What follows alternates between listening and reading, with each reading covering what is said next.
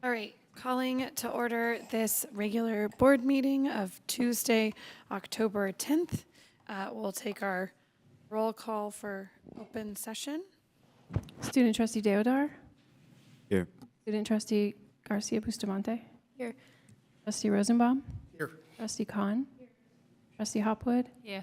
Vice President Boyd. Here. President Davidson. Here. Superintendent Wills. Here. Okay, we'll have the reading of the Albany Unified School District mission and vision statements, please.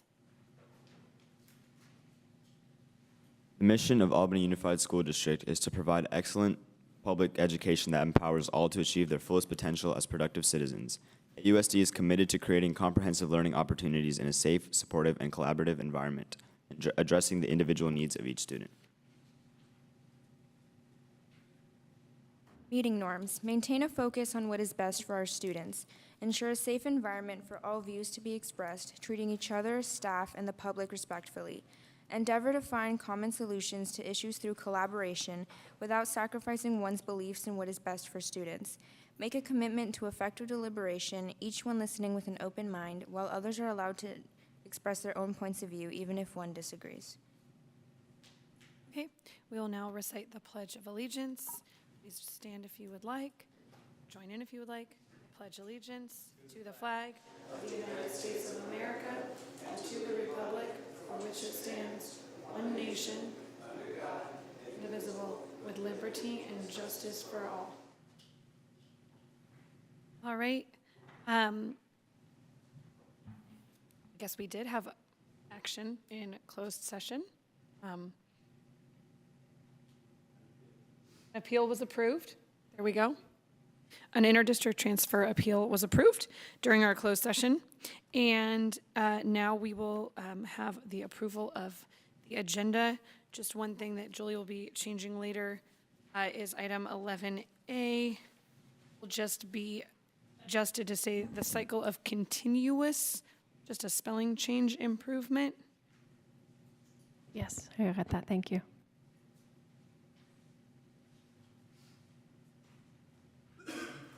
Any questions on the agenda or changes or motions? We'll take them now. I'll move the agenda as presented.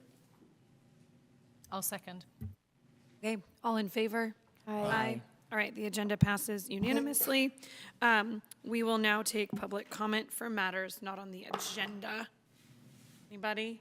Yeah, you can just approach the podium and then just make sure that you have filled out one of the speaker cards. When you're done, it's fine. Okay. Awesome, and you'll have 2 minutes. Thanks. Okay. Hi, my name is Billy Blattner. I am a parent of 2 kids who've come all the way through the Albany schools. They're doing extremely well in college right now, and I credit the great education that they received here. I should also mention I'm an occasional substitute.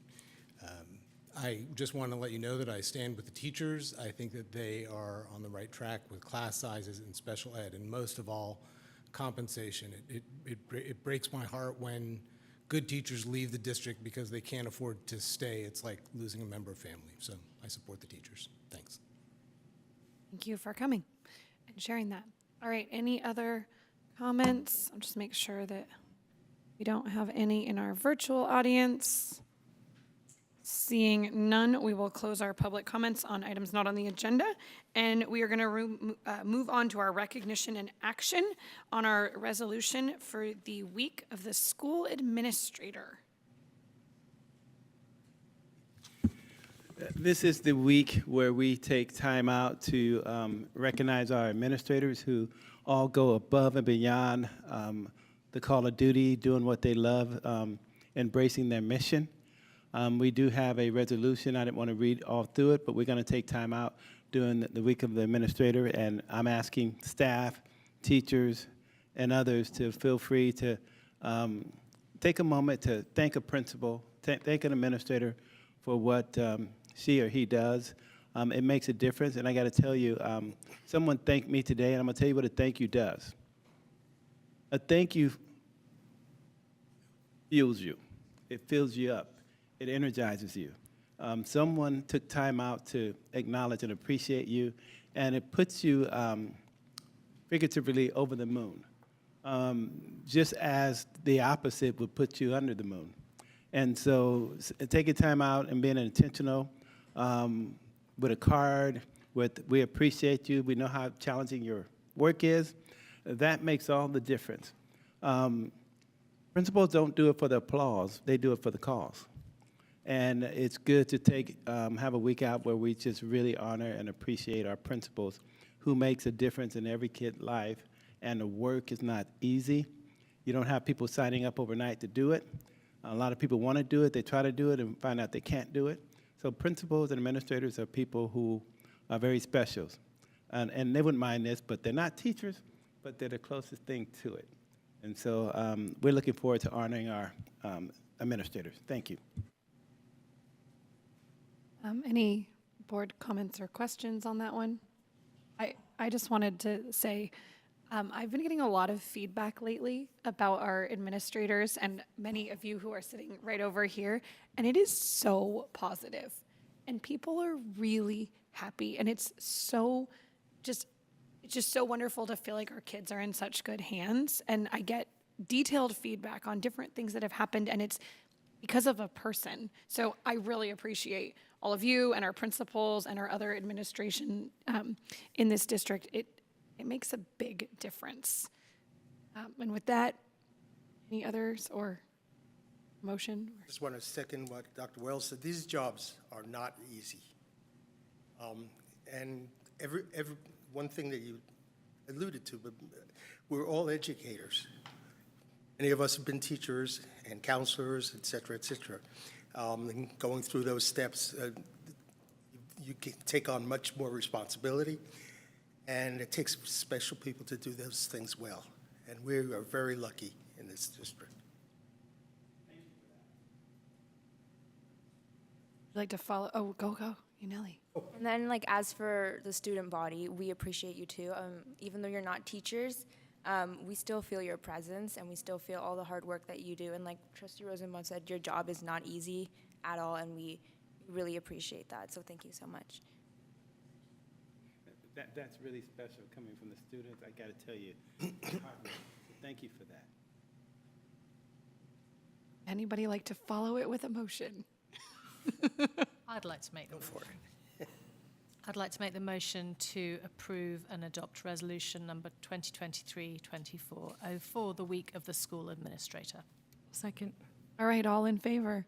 Aye. Aye. All right, the resolution passes unanimously, and we get to move on to the approval of the consent calendar.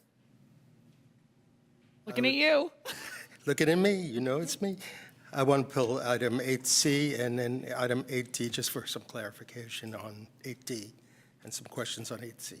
Do you want to do an approval of all of it first, or do you just want to get a clarification real quick? I'll move approving all the others, but put 8C and 8D. Okay, 8C and 8D and approve the rest. I'll second. okay, all in favor? Aye. Aye. Okay, questions on 8C? Okay, 8C talks about a field trip, and I have a lot of problems with the way it's presented. So I would like to just read one of our old but still in place board regulations, which was Regulation 3541.1, Transportation for School-Related Trips, which was approved on 5/19/2009, which is the last time it was actually reviewed. And I'd like to just read a little section of it. It's transportation by private vehicle. The superintendent or designee may authorize the transportation of students by private vehicle when the vehicle is driven by an adult aged 21 or older who possesses a valid California driver's license, or if he/she is a non-resident on active military duty in California possesses a valid license from his/her state of residence. To be approved, the driver shall have a good driving record and possess at least the minimum insurance required by law. Any person providing transportation to district students in a private vehicle shall register with the district for such purposes. Drivers shall receive safety and emergency instructions, which shall be kept in their vehicle. All student passengers shall submit permission slips signed by their parents, guardians.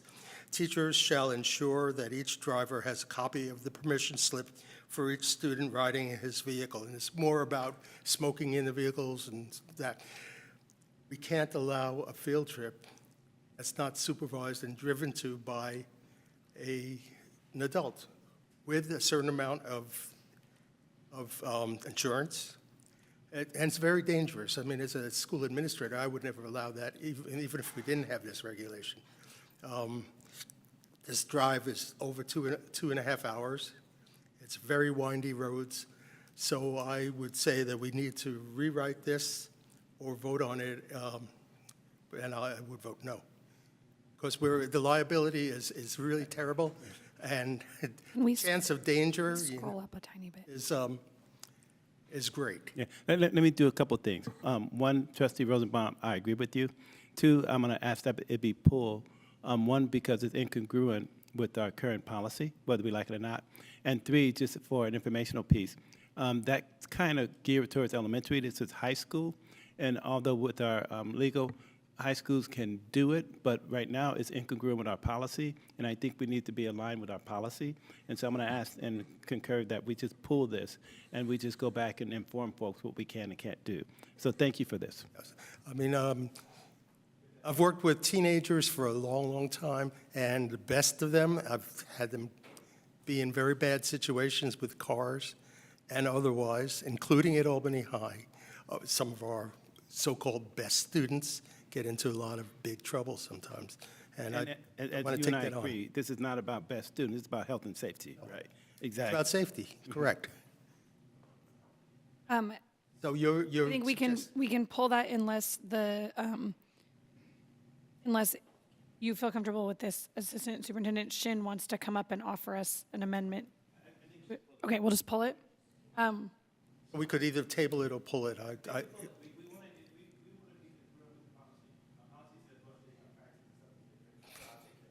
So I'll move that we pull this item. Okay, all in favor of pulling item 8C? Aye. Aye. Okay, I just wanted to go on the record, so. and we're gonna do 8D now. Okay, and then item 8D. I just had some, I was curious about some things that were missing from the item. Not that I think it's an item that shouldn't move forward, but I just was asking, and Dr. Wells actually gave a very good explanation on how did we get damage that we didn't know about until after these portables were brought to wherever their last buying place is. So I want to give you an opportunity to just explain to the board and to the public. I thought that was a really, really good question. Why are we getting hit with a bill after the fact, it appears? And what happened when they, we were familiar with the damages, but when they got them back and they assessed, they realized and moved everything out, they realized that there were damages that we were responsible for. And so they had the full authority to bill us for it, and we were responsible for that bill. And that's why we have this amended piece here. Good, just for transparency. So now I will move that we pass, we vote on accepting item 8D. Can I just ask for clarification, were these the portables? This is for the temporary amendment to the classrooms? independent contractor. These were the temporary classrooms for Ocean View and for Marin? Yes, at the high school by the pool. And we don't have any, there wasn't any, insurance for damages like this? Or, I mean, this seems kind of like they're nickel and diming us a little bit for this money. It's $12,000? My question It's was just- $41,000. Well, that's the the total, total. the new total. But my question was just going to be, because in the itemized description, it just says damage. It doesn't give any detail, but I'm assuming that somebody, the district level was told exactly what damage was Yes. was incurred? Okay. Yes, both our director of facilities and also we have the construction management company, and they both verified the damages. And we always go back to our contract, and on both sides. It protects them and it protects us, but we realize and anticipate typically, we're not gonna return portables the way we found them with kids and stuff, you know. Yeah, I guess like this one though, floor cleaning and carpet. I mean, people were using them, so it seems, I don't know. I just have a hard time with this. I feel like if we ever commit to these again in the future, we need to do something different because this is like half a salary as a part-time employee that we could have instead of you guys have to clean a carpet. Yeah. Those were not the primary damages. And just for clarification, we already had approved the actual move back for $28,952. So what this item says is we're increasing it by $12,380.36. And I had the same questions, you know. I think when we get presented with something like this, the more information we have, the better it is, because I think what I'm hearing in the future, bring back an itemized list so that everyone can see what it is. Got it. That's what I'm hearing. Okay. Yeah. Okay. So we're gonna approve item or take a motion on item 8D. okay, I made that motion. Ron already made the motion. And we have a I'll second? Okay. All in favor? Aye. Aye. Okay. We will pass that. Student board member reports. First, for Albany High School, it's homecoming week, so the students are enjoying a lot of homecoming activities that are happening during lunch and also spirit dress-up days. And then the PSAT, so that's sophomores and juniors taking this, is being held next Friday, the 13th, in the gym. And you have to bring your photo ID, snacks if you get hungry, and a pencil. You have to show up at 7:30 a.m. And then for college, regular decision college packet, so that's your counselor letter of rec, your student and parent brag sheet. That's all due the 20th of October. And then the quarter ends next week. So progress reports are going to be sent out. And for Albany Middle School, this week up until Friday is fall conferences, and on October 20th is the very exciting school dance for 7th and 8th graders. And then at Ocean View on the 18th of October, we have Unity Day, and at Cornell on Halloween, October 31st is the Halloween parade. And then at Marin, October 11th, a paleta sale at the amphitheater will be held from 1 to 2 p.m. And that concludes our report. Thank you. Very efficient. All right. We will now move on to our public hearing and action regarding our sufficiency of instructional materials. Madam Chair, Board President Davidson, leading and facilitating that piece tonight would be Dr. Ann Shin. Evening. So the purpose of this item is for the Albany Unified School District Board of Education to conduct a public hearing regarding sufficiency of instructional materials and adopt resolution number 2023-2425. I have to bang the gavel for this one. I have to open our hearing. It's open. Okay, sorry. So California Education Code 60119 requires that we certify sufficiency of instructional materials annually, and all of our principals have certified that all of our students have access to the core instructional materials that are listed here. And thanks to Trustee Rosenbaum, we will be making an amendment to what we are citing as novels. We thank you for your clarification and your support with that. And as a result, we will be relabeling them as literature rather than novels to be more encompassing. My question was that some of these are not technically novels. We have graphic novels, we have some memoirs, we have some nonfiction, and they're all works of literature. Yes, we appreciate your clarification. And moving forward, we will definitely label them literature. I really like the phrase and the framing of works of literature. So we'll take that one. Yes. All right, if we have any comment or public comment on this one. Okay, seeing none, we're going to close our hearing on this. Hearing is closed. Thanks. That's it. We have to take action on approving this. Adoption of the resolution. Sorry, I flipped to the next page really quickly. Yeah.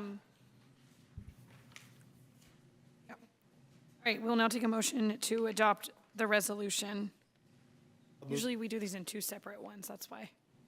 Move to adopt the resolution with the change that Dr. Shin has proposed. Second. Okay, all in favor? Aye. All right, resolution passes. Cool. We will now hear a staff report on the cycle of continuous improvement. That would be me again. So I'll just stay right here and continue on, but start with the formalities. Good evening, Dr. Wells, board trustees, district leadership team, Albany educator, and community that may be out there. Thank you so much for this opportunity to share information about the cycle of continuous improvement.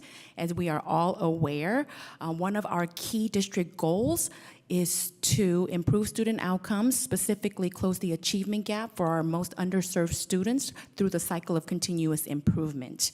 So the purpose of this presentation is to explain the cycle of continuous improvement and how we as educators work collaboratively and collectively to improve student outcomes within this cycle. Next slide, please.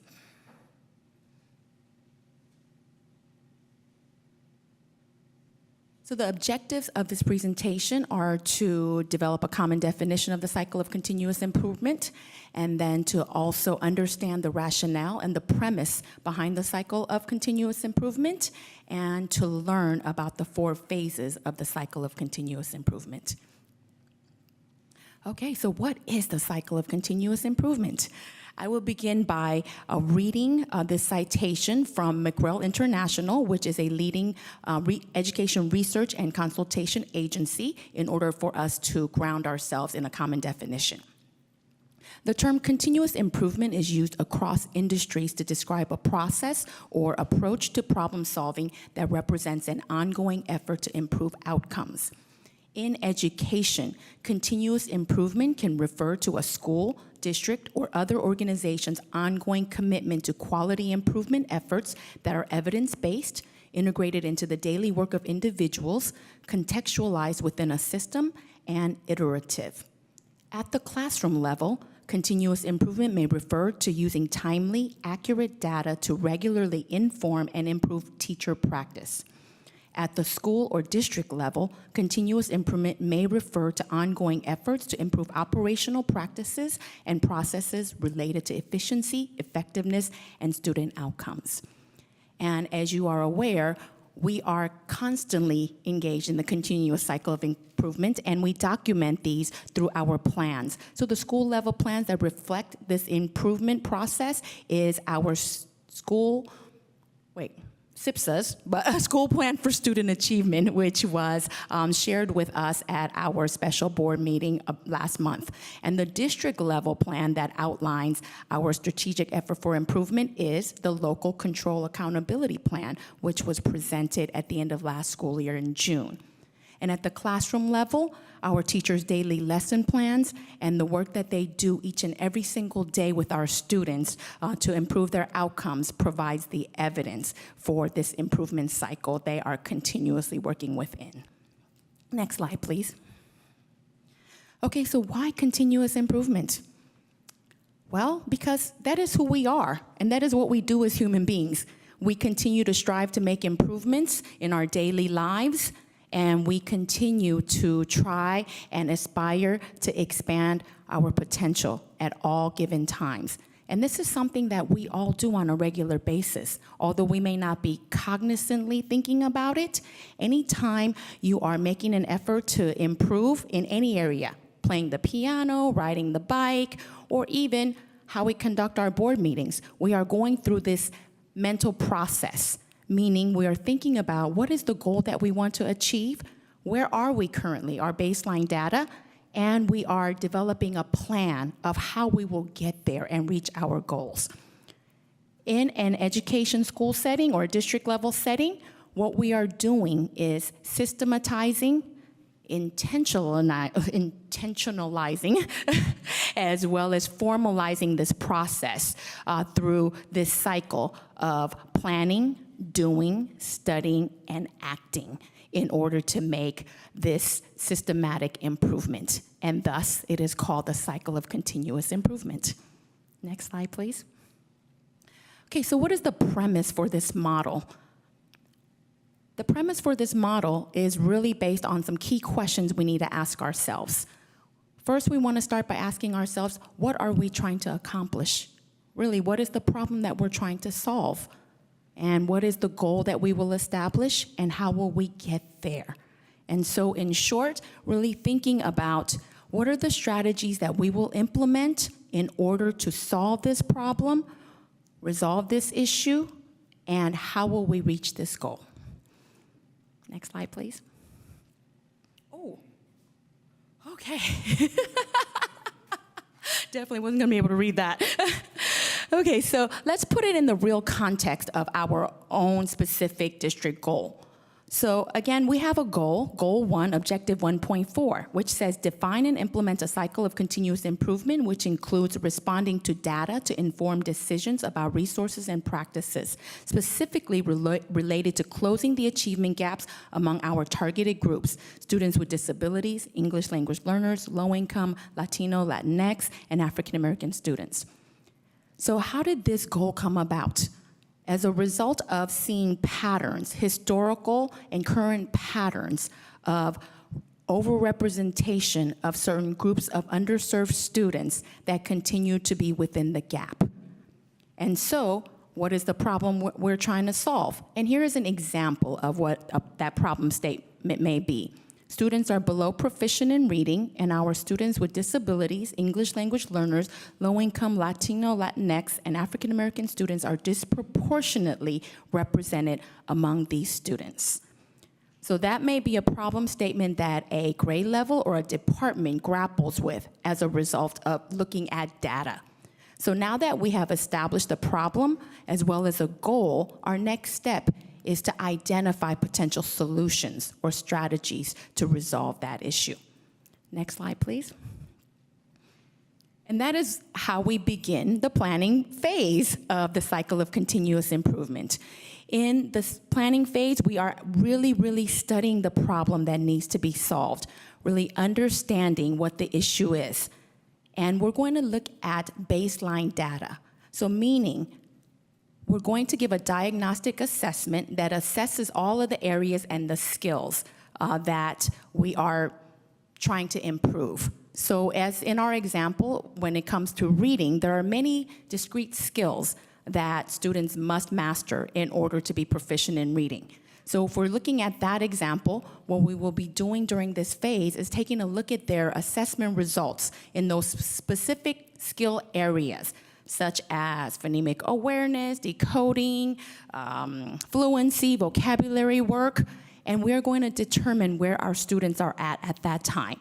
So if we determine that, for instance, Jackie, Marina, and I are below proficient, let's say in fluency, then a teacher may want to group us in a small group, put us in that performance band, and develop instructional strategy to deliver small group targeted instruction to us to increase our fluency levels. And we may have another group of students who may need more support in decoding, and they will then be placed in a small group, and the teacher will make a plan to then pull those students out and deliver that small group instruction, maybe 2 times a week, 4 times a week, depending on what they believe may be the best approach to bring those students to proficiency levels. So this planning process is very important, because at this point, you are really developing the roadmap as to how you will get students to the benchmark. And the benchmark goal is where we want our students to be at the end of this teaching session. Next slide, please. So the doing phase, this is where the teaching happens. This is where the magic happens. And we want to begin even this phase with data. So I just want to clarify that every single phase is about looking at data and all decisions being driven by data. So what we want to do is do what is called an academic conferencing. This is when teachers meet with individual students to review over assessment results and make that very transparent and clear to students in terms of their areas for success as well as areas for growth. So again, I would be sitting down with Jackie, if she's my student, and I would be showing her exactly what her assessment results are in those specific skill areas. And she and I, together collaboratively, would discuss how we would get to the goal that we need to get to. And making this transparent and apparent to students is a very powerful strategy, because when students know where they are going, they will not just be passive passengers, as you are the driver. They will be active passengers and support you in getting them to where they need to go. And during that phase, you definitely want to monitor and collect data on student response to see how well they are receiving the planned instruction. And you're going to take note and record that. And at the end of that teaching cycle, we are going to administer another assessment. The same assessment that we administered at the beginning that laid the foundation as the baseline data. Next slide, please. And then we get to the studying phase.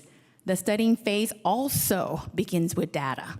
So now that we have the assessment results, we are going to engage in collaboration. And when we say we, we're talking about teacher collaboration, one of the most powerful and impactful strategies, as we learned through a book study that Dr. Wells led with the leadership team. We learned from the book from researcher John Hattie that teacher collaboration has the greatest effect size in improving student outcomes. So again, this is a very, very powerful strategy. And teachers get together in grade level teams or department teams to review over individual student data to see how students are doing at this point. So now we have engaged in about 6 to 8 week cycle of teaching, targeted, explicit, differentiated instruction, and we are going to now check to see, so did Jackie, Marina, Ann improve in fluency? Because that is where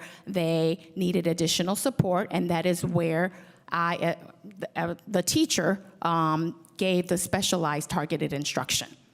And based on that, teachers will identify where are the areas of success, where are the areas for growth, and are going to summarize that learning in terms of their teaching.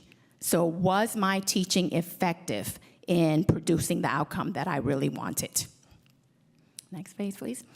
Okay, here's the acting phase. And again, starting with the data. So based on the analysis that we just made at the studying phase, we are now going to decide, are we going to adopt the plan? Are we going to adapt the plan? Or are we going to abandon the plan? So if the plan was effective, meaning the data shows that Jackie, Marina, Ann made that incredible growth in fluency, we're definitely going to adopt that plan because it was effective.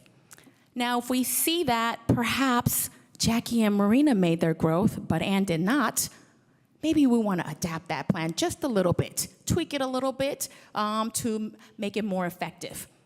But if we see that Jackie, Ann, and Marina didn't make any growth, obviously that is evidence that our plan and our implementation, our strategies were not as effective as we hoped. So at this point, we would most likely abandon that plan and develop a new plan. So the cycle starts again, and we do this again and again and again, because this is what we do, this is who we are, this is why we are all here. We strive to continue to make improvements to our teaching and learning, to our systems, to our processes, to our protocols, in order to support our students to reach their full potential. And in our next presentation by Senior Director Sinclair, she will be sharing real-time data, our most recent FastBridge data, to show you how the data presents itself and what our teachers will do and how they will engage with that data within this cycle of continuous improvement to improve outcomes for all of our students. And that concludes my presentation.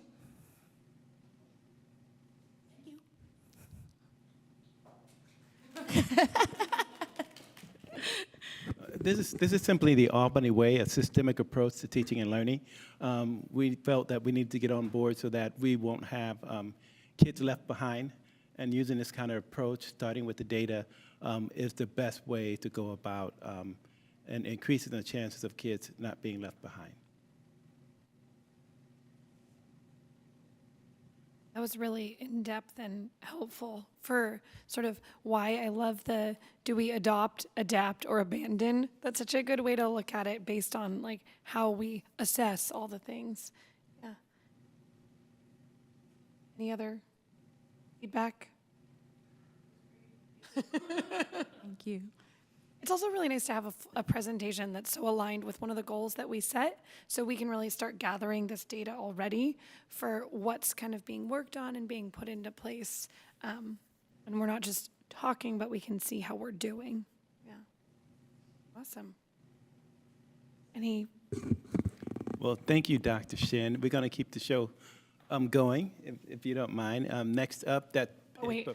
There's no public comment. Just want to make sure we do that. Little part, go now. Next up is our Senior Director, Michelle Sinclair, who would give us our most recent results from FastBridge. And keep in mind, a few years ago, we didn't have FastBridge and a uniform assessment for all of our elementary and middle, and now we do, and it's coming to full fruition in terms of how we use that. So I'm going to stop there and turn it over to Michelle. Hi, everyone. Good evening, Board President Davidson, Board Trustees, CBO Kim, and Dr. Wells. I'm here tonight to present FastBridge results. Slide. FastBridge, as you know, I'm just going to kind of recap on this. It's an assessment system that we started using during the pandemic. We've used it consistently in the past couple of years. And we've used FastBridge at elementary and middle. We were using it at high school, but we are not. We're just using it up to middle school now. We use it mostly as a screener, but we also do use it as a progress monitor in certain circumstances. Okay. It's administered 3 times a year, fall, winter, spring. It's the process of gathering academic data based on students, a school, a district. It helps to determine student readiness for Tier 1 instruction, and it assists in identifying students who need additional support, targeted support, to meet their learning goals. So the assessments that I'm going to focus on tonight are A, reading, and A, math, which are both used throughout elementary and middle. They're the most widely used assessments, and they can tell us a broad reading ability and a broad math ability, and it's based on the Common Core and the key concepts that are outlined below. Like for K-5, it's concepts of print, phonological awareness, phonics, et cetera, all the components of reading. And then as you get older, it targets orthography, morphology, some of the terms that. Oh, slide, sorry. Jackie's doing it. And then A math is, I'm not going to go through all these, but those are some of the Common Core standards that you're seeing there. Counting and cardinality, et cetera. Okay. Slide. Okay, tonight I'm going to show you benchmark results as well as risk categories. So what's the difference between the two? Benchmarks are points on the score scale known as cut scores, and they represent transitions between the risk categories of at or above benchmark or below benchmark. So you're going to see those two. And then later I'll show some risk categories. Risk categories indicate how likely a student within with the scores in that category will fall below the end of the year target. So say in the winter, if you're in the high risk category, it means that the projection is that by the end of the year, you are at high risk of not meeting the target for the end of the year. Okay, so the high risk is in red, some risk, low risk, and advanced. Slide. We're going to start off with all students, and I'm going to kind of take you through from fall 2022 till fall 2023, our most recent scores. So overall, we have stayed pretty consistent. You're not going to see a lot of fluctuation here. I want to add that all scores are an estimate, and they include a standard measure of error, variation of measure error. So to see 1 or 2 points is not really much, but that's how our scores are showing right now from fall 2022 through fall 2023. Slide. This is how it looks for our subgroups based on race and ethnicity. You'll see the subgroup, and then you'll see the number of students, and that number of students is how many took the assessment in fall of 2023. So this is a little bit of a different group because it's the last year's 2nd through 8th compared to this year's 2nd through 8th, so there's a little variation there. We have our Asian, Black, African American, Hispanic, Latino, 2 or more races, and white. And again, you see very little fluctuation. Slide. Okay. These are our other subgroups: English language learners, students with disabilities, and economically disadvantaged. Little fluctuation again. A little up and a little down.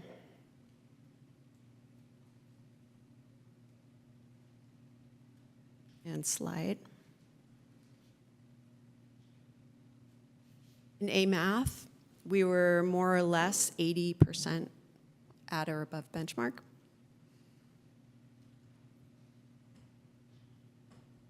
Just giving you a moment to look at the slides. And then slide. These are our subgroups for math.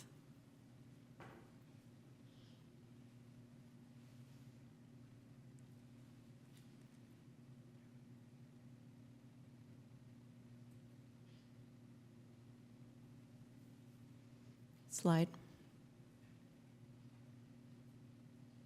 And our English learners, students with disabilities, and economically disadvantaged. So it was interesting to see that our scores stayed pretty consistent. Now I'm going to go to our elementary schools. And here we can see in our elementary schools, next slide, that we are pretty consistently at 80% at or above benchmark for A reading. You're going to see a difference with our subgroups. And on this next slide, I'm going to go more in depth and drill down deeper. So these are our fall 2023. So it's the assessment we just took as we came. The students come right back to school, and they take the test within the first 3 weeks of school. So the box that's embedded in there is the at or above benchmark, and then you're going to see the total. For example, for Asian students, there were 313 students tested, and then how many are in the some risk category and how many are in the high risk category, which can tell you the actual number of students we need to focus on.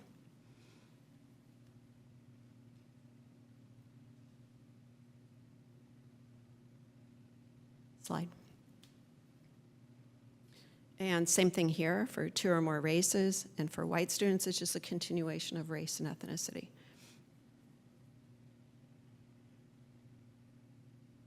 And then next slide, English learners, economically disadvantaged, and students with disabilities.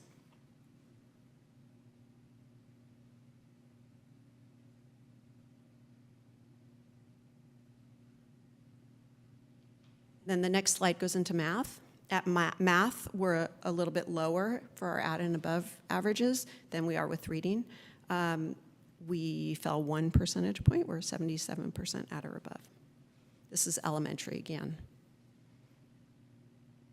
and 2nd through 5th grade. Slide. Race and ethnicity. Next slide. It's lagging. Oh. Here we go. Our Asian, Hispanic, Latino, and Black African American.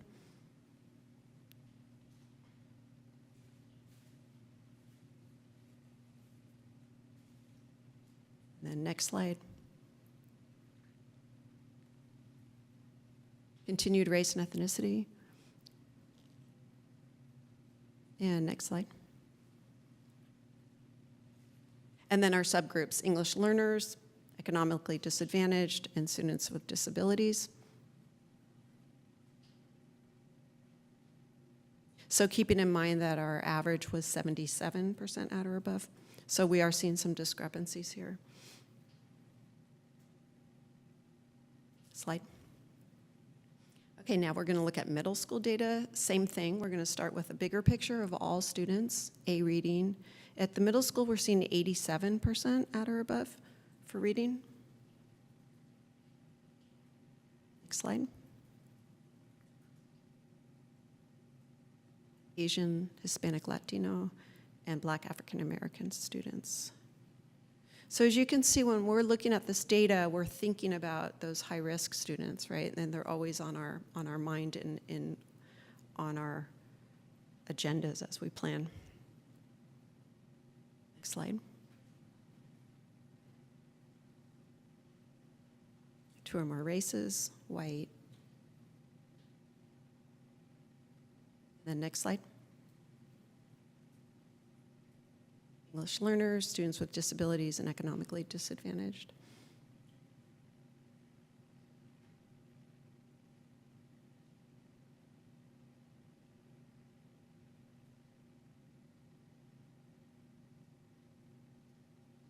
Slide. So math at the middle school, we had 85% in the fall of 2022, 84% fall of this current fall. Next slide. These are race and ethnicity subgroups.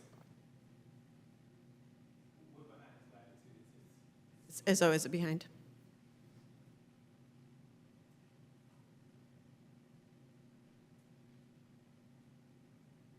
Yeah, you're still on reading. Sorry about that. While we're waiting for that, let me provide some context that's really important when it comes to data. Here, we have a national and statewide and even a trend here locally, Alameda, where the scores are doing just the opposite. They're plummeting. They dropped significantly. And Albany broke that trend where we remain stable. And although we consider a high-performing district, you can see that we have a lot of work to do to have all of our kids performing. And that's what we're focusing on. But I wanted to give that context. Okay, so I think we got through this one. Asian, Black, African American, Hispanic, Latino, these are our race and ethnicity subgroups. And we'll go to the next slide. Two or more races and white students. And then our subgroups of English learners, economically disadvantaged, and students with disabilities. So our math scores, we're seeing even more of a discrepancy. Or not so much as more of a discrepancy, but definitely lower at or above percentages. Slide. And one more. Okay, this kind of goes along with what Dr. Wells was saying. Just to kind of look back, step outside, and look at some perspective. The National Assessment of Educational Progress, otherwise known as the Nation's Report Card, is an assessment that's been given consistently since, I think, the 1970s, every other year to 4th grade, 8th grade, and 12th graders. And it's a really good indicator of where we are as a nation. And there's definitely the average scores for, this is 13-year-old averages, which they've just released the trend reports on this. So for 13-year-olds, the average scores declined 4 points in reading and 9 points in mathematics in the past 2 years since 1920. And then compared to a decade ago, the average scores declined 7 points in reading and 14 points in mathematics. That's a real problem. I think kind of the good news that I see for this is that we are not declining. That might just be, something nice to say, but it is true compared to the national trend. Next slide. And you're seeing the same thing for fourth grade also in their trend results. So what are our excesses? I would say that our excesses are, even though the percentage of students performing at or above proficiency don't show much fluctuation, or we're not seeing the growth that we would like to see, we did see some small increments of improvement. So we saw students with disabilities in reading increase 3 points. We saw students in 2 or more races increase 2 points since fall 2022. We saw students with disabilities increase 2 points in math since 2022. We also are proud to say that teachers are consistently administering the data, and they're reviewing the data. There's a culture of high expectations in our schools, and teachers are using the data to not just to look at the data, but also to plan and respond with targeted instruction and intervention. Next slide. So what are our challenges? Here we go. Although 83% of all students were at or above benchmarks, subgroups performing 30 or more points below include students with disabilities and English learners. So those are definitely some areas of growth for us. Though 80% of all students were at or above benchmark, that was in reading.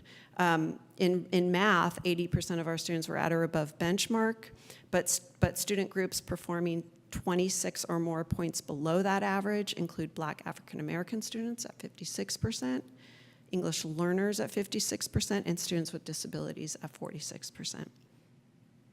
Slide. So now I'm going to tie this back to Dr. Shin's presentation, the cycle of continuous improvement. What do we do? What's our response? Recording stopped. What is our response? Recording in progress. How do we respond to the data, really? That's the kind of, $40 million question. Well, we do a cycle. This is another way of looking at a cycle of improvement. We look at our data. We identify who is in that red high-risk zone, who's in the some risk zone, and how far into that can we go. And then we start to plan. So before we plan, actually, we take the students who are in the higher risk score, we delve deeper, and we do some diagnostics, and we do some formative assessments, and we try to pinpoint really what is it that is causing this discrepancy, right? And so I want to add that one of the really great things about the literacy training that we're doing is that our past few sessions, and we just had one yesterday, was on using diagnostics to really pinpoint what is it. Is it fluency? Is it vocabulary? Is it comprehension, et cetera? So we plan, and we plan for interventions. And so an intervention could be outside of the classroom. It could be tier 2. It could be with our reading specialist. It could be in an alternative class in the middle school or the high school, or it could be in tier 1 classroom. And I really want to emphasize that because our teachers are really learning that through this literacy training too, that it's important that you pull a small group that all have the same targeted strategy that they need to get, and are instructing in that particular area. So you execute your instruction, you come back, you review, and you reflect on the data, and then you see what's needed next, right? We do cycles with our intervention. Our reading specialists do cycles where they'll have kids for about 1 trimester, and then they look at the data again and see if there's improvement and try to figure out, if that's not working, what else? Next slide. I want to also point out what we're doing for TK all the way through 12th grade. It's a new protocol that we're using, and we've gone out and we've rolled this out in all the schools. It is called a Universal Design for Learning, UDL/Culturally Responsive Practices, CRP protocol. So the protocol is that you examine a lesson plan, You identify the learning outcome and the progression towards the learning outcome. You identify the barriers to that lesson. And then we've provided all kinds of resources like the Universal Design Guidelines, and then some culturally relevant practices, all kinds of resources around that. And teachers look at those, they talk together, they give each other ideas, they go back, they teach a lesson, and then they come back and they reflect on the lesson. So we've done 3 rounds with a couple schools, and we are rolling this out with every single school. So it's kind of exciting work. The teachers have been giving us some really good feedback about it. Next slide. And then relating that in this next slide. Go. Okay, so that's what it looks like as far as when you put the lens on of the cycle, the continuous cycle of improvement. So we identify a lesson, we identify students who might have barriers, and that identification of students who might have barriers is based on data. So it might be grades. Our math team at the high school is using who are our students in math who get D's and F's. And they're targeting those students, and they're kind of breaking that down to why are they, and identifying the barriers, and then putting in place some strategies. That's the plan. They're collaborating in teams. They're giving each other ideas. They're asking the questions, what is it we want them to learn? How will we know when they learned it? And what do we do when they do or don't learn? Okay? And then they execute the lesson, and they're coming back in the next cycle and reviewing and reflecting. Next slide.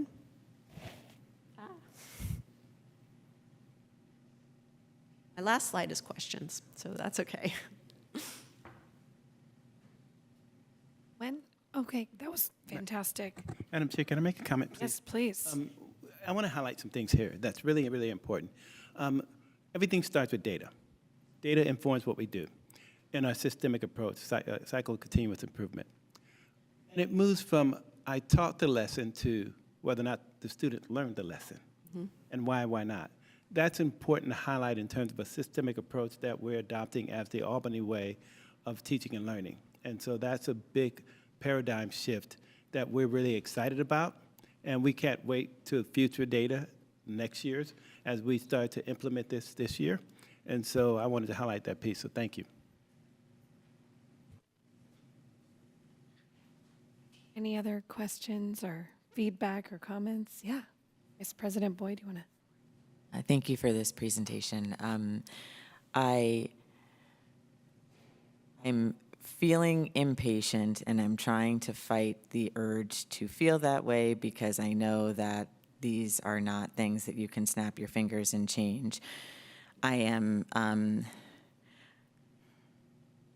guess this data, in certain respects, it doesn't change, and it's been the same certainly since my entire time on the board, and clearly very much preceding that. So I appreciate that there's a systemic approach, and I appreciated Dr. Shin's presentation about it.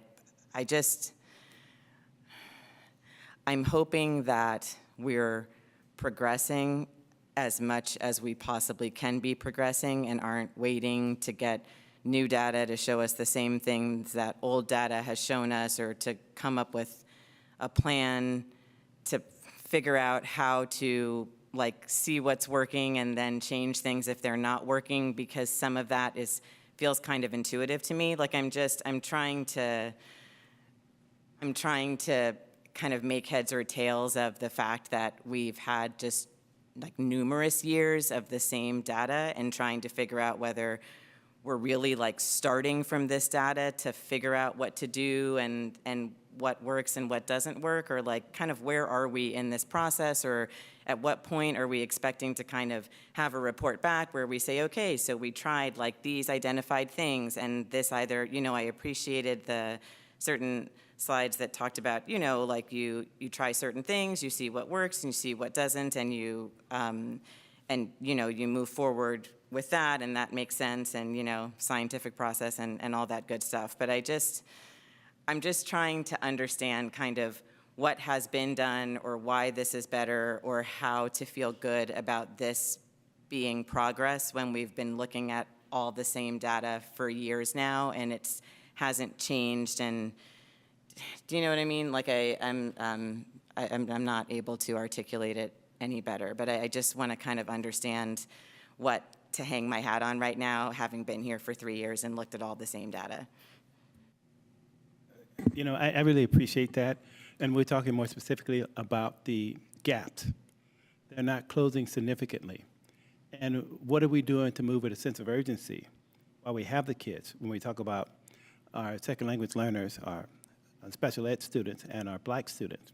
What are we doing different and unique for them so that we can change the current situation where we see a significant closing and eliminating of the achievement gaps?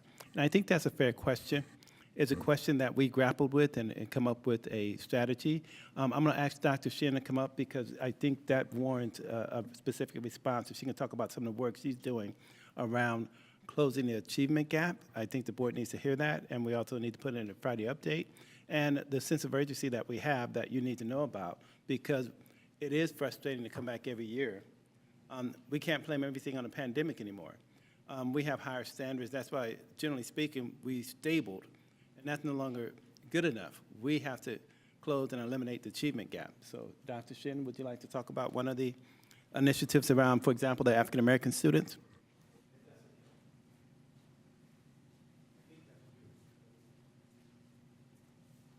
Thank you, Dr. Wells, and thank you, Trustee Boyd, for posing that question to us. And this is something that deeply, I don't want to use the word troubles us, but we also feel the same way you do. Why is it that we're putting in all this effort, yet we don't see the type of outcomes that we aspire for? And so I just want to go back to one of the reasons why I actually came to Albany Unified, and it starts there. I worked in the neighboring West Contra Costa Unified School District with predominantly black and brown students my entire career, and it was very, very challenging to make that movement there as well, just as we know nationwide that this has been an issue that we have been dealing with, and we have been unable to produce the outcomes that we have been striving to make. And when I looked at the numbers in Albany Unified, again, seeing mostly high-achieving students, and then saw that about 20% of the students are within the gap, and specifically for our African-American students, the numbers of students that we have in this district, I thought to myself, oh my goodness, those are numbers we can actually really work with and make a positive impact, because we can touch individual students' lives because we have so few. If even each educator took on one student, we can make a positive impact. So that was something that I really was wanting to do when I got here. And in my third year, I am really, really grateful that we are going to take this on. So again, we want to put in that concerted, focused effort in our African American students, because we know that, again, the numbers are to where we can actually know the students by name at each school and really, really understand the data, disaggregate the data to understand the individual needs of each and every single student. And then after we've identified the needs of each and every single student, we can actually do something about that. So this is a commitment that I am making along with Dr. Wells and the entire cabinet to really focus our efforts towards our African American students this school year, to see what type of real, actual improved outcomes that we can make with that specific population of students. And again, if we can see the type of growth that we want to see with that population, then I think that could serve as a model for how we can spread that more broadly and widely to other underserved groups of students within our district. So please allow us this opportunity to really focus our efforts there with again, the small number of students that we believe that we can really have that hands-on impact with. And as a result, I hope that all of us can engage in the studying phase together and really figure out what type of successes that we've had and what areas of growth there are, and as well as how can we apply this more broadly if we see the outcomes that we really want to see. Dr. Shin, that sounds really good and full of rhetoric. Do you have any concrete examples you can give us that are different from what we've done in the past that would be meaningful? Because all that sounds great, but it's rhetoric. What's concrete there? Okay, well, goodness, you are just challenging me publicly. So I think, so I would like to begin with academic conferencing, right? So us with our administrators. Let's sit down with our site leaders and do that academic conferencing. Let's take a look at individual student scores at their sites. So for instance, Cornell may have maybe 30 African-American students total, if that many. So let's take a look at each and every single student. Let's identify what we know about those students and really understand their strengths, because we really want to lean into student strengths. And it's not just academic, so we do need to look at the whole child. That's very, very important. So oftentimes it may not be skill-based why students are not performing up to their potential. It could be engagement because they lack a sense of belonging, or something is happening in their home lives or even at the school that is really impeding full engagement from the students. So we want to do that type of deep dive and that study through the academic conferencing process with our site leaders first. And then as a result of that academic conferencing, we want to move it forward to academic conferencing with our teachers to, again, get a better understanding and come up with collaborative outcomes. Then we want to implement the plan, obviously, and reach out to our families as well. We need our families to be partners with us in this. I believe that's one of the most powerful strategies that we miss in schools often or in districts, because we assume that we're not getting engagement from certain types of parents because they don't care. So oftentimes people make that type of judgment call. But I believe that every single parent cares about their child and their child's progress. And there are real reasons why they may not be engaging with us. And we know that for African-American families and other underserved families, it really is a historic pattern of the system failing them or them feeling not welcome into the school community. So we really want to move our actions to, again, reaching out to our families and making sure that we work very closely with our teachers, our families, as well as all of our adjunct staff, meaning staff. Now we have a robust staffing of mental health, psychologists, and all of other people who can really put a caring arm around our children. So we want to make this collaborative effort to, again, reach out and address the whole child and make academic improvements that way. Okay, sorry, I was not prepared for all that. I put you on the spot, and you filled the spot very well. Trustee Rosenbaum, and then student board member. To that though, and specifically, like, what are we doing different? So I would say that a couple things that I'm seeing movement on, because I'm always looking like, where are we going to get movement? We've got to get movement. The pendulum has swung back and forth, and it continues to swing back and forth, and we're not seeing progress, right? And it hurts our hearts, all of us. But one thing that I have hope for is that we are doing a lot of work around culturally relevant practices, as far as we're doing both the protocol, and Pamela Harrison-Small is coming, and she's really pushing staff to really examine their practice, to really examine the set way of teaching, to challenge that.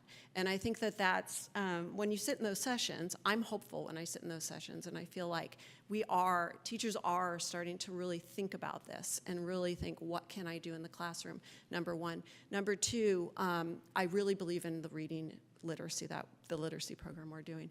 And I think that we have not focused scientifically, like just really looked at what is it, why are our students not learning to read, and why are certain subgroups falling behind, and how are we not serving them. And we're not just saying rhetoric, we are looking at actually the components of reading and where students are struggling. And we know that there are a subset of students out there who really need that explicit, systematic instruction, and we are putting that in place. And it's really interesting to see the excitement from the teachers. There was a question in our training yesterday, and they said, how many of you can feel like you can do this, you can pull small groups? And I was amazed, Dr. Wells, I don't know if you saw this when we were sitting on there, the people who were writing yes, yes, yes, and I thought, okay, that's progress, right?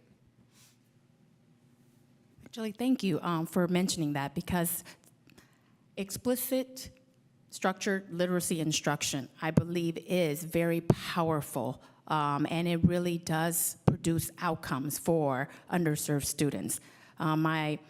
And this was 25 years ago, so I'm dating myself, but I had the fortunate opportunity to teach in Title I 100% free and reduced lunch schools in Richmond, California. So I have worked with underserved students my entire career until I got here, mostly. And I had, again, the great thing about working in those schools is you get training on how to explicitly deliver targeted instruction. And so the literacy professional development that we are rolling out here was something that I received about 25 years ago. And to be honest with you, it's the same concept, much of the same components, and I want to say, I can testify that it is effective. I was very effective in being able to move my students to, again, one of the highest scores at the school, and those were the days of strict accountability. Teachers did not have a choice. We had to show improvements. So again, being trained in the cycle of continuous improvement, culturally responsive teaching, as well as structured literacy instruction, I am really, really grateful that we are delivering this type of professional development here. And I do see it as a great promise for us to really improve our instruction to meet the needs of our most underserved students. Thank you. Trustee Rosenbaum. So I want to respond and add on to what Melissa said, because I'm not only impatient, I'm angry, I'm frustrated, and when I see these numbers, yeah, and I appreciate the passion that we're hearing, and I'm hopeful that something will happen, but my eyes glaze over when I see numbers like this, because I've seen them for close to 50 years. Almost identical. And we're talking about reading, but the mathematics is in much worse shape. I try to stay in. I spent most of my career in the Oakland schools, mostly in East Oakland. And I taught mathematics, I taught science, and I worked in different ways than I saw other people working, because what worked for me, my bag of tricks was different, and everybody's bag of tricks is different. But if we don't start having teachers learn in their teaching programs how students developmentally learn, we've had some discussions about this, but also the concepts of institutional racism, which I think are basic to these gaps, opportunity gaps, I like to call them. I'm looking forward to seeing what the data shows. It's been flatlined or worse for most of my career. And I've seen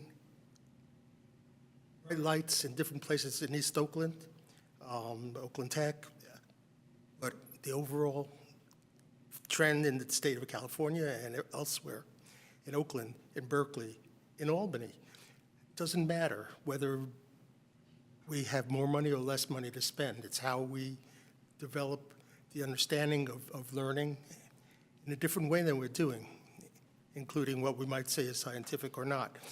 But it's a mathematical instruction has been a mess, and I'm trying to study I looked at this data over the week after I got back from my spike. It's just, I recognize what you were saying, and it's been part of my whole career, and it just makes me angry. I just needed to express myself. And so thank you, Melissa. Trustee Garcia Bustamante. Yeah, I just want to bring a point back that Dr. Shin mentioned, the idea that students don't feel like they have a place and that families don't feel like they have a place, and that could be a reason of like lowering of achievement. And I think, that highlights a really big point of hiring a more diverse staff. Although like our current staff is incredible, the teachers care about their students and they're attending all of these culturally responsive professional developments, and the teachers I've talked to, the teachers I've met, they really do care and they really do want these achievement gaps to close. But I do think that there's a lot of weight in hiring staff that have similar experiences to the families they're working with, the students they're working with. I think that if a student can see themselves in a teacher and they can see that and they have that relationship, I think that's so important to having that just connection of a student. And, as for me, like I have barely had teachers that look like me, that have similar experiences as me. And when I did, which was in high school, it made all the difference, truly. And I felt that I learned so much better. And just that having that personal connection, I think, makes a very big difference. So that's just something that I wanted to highlight.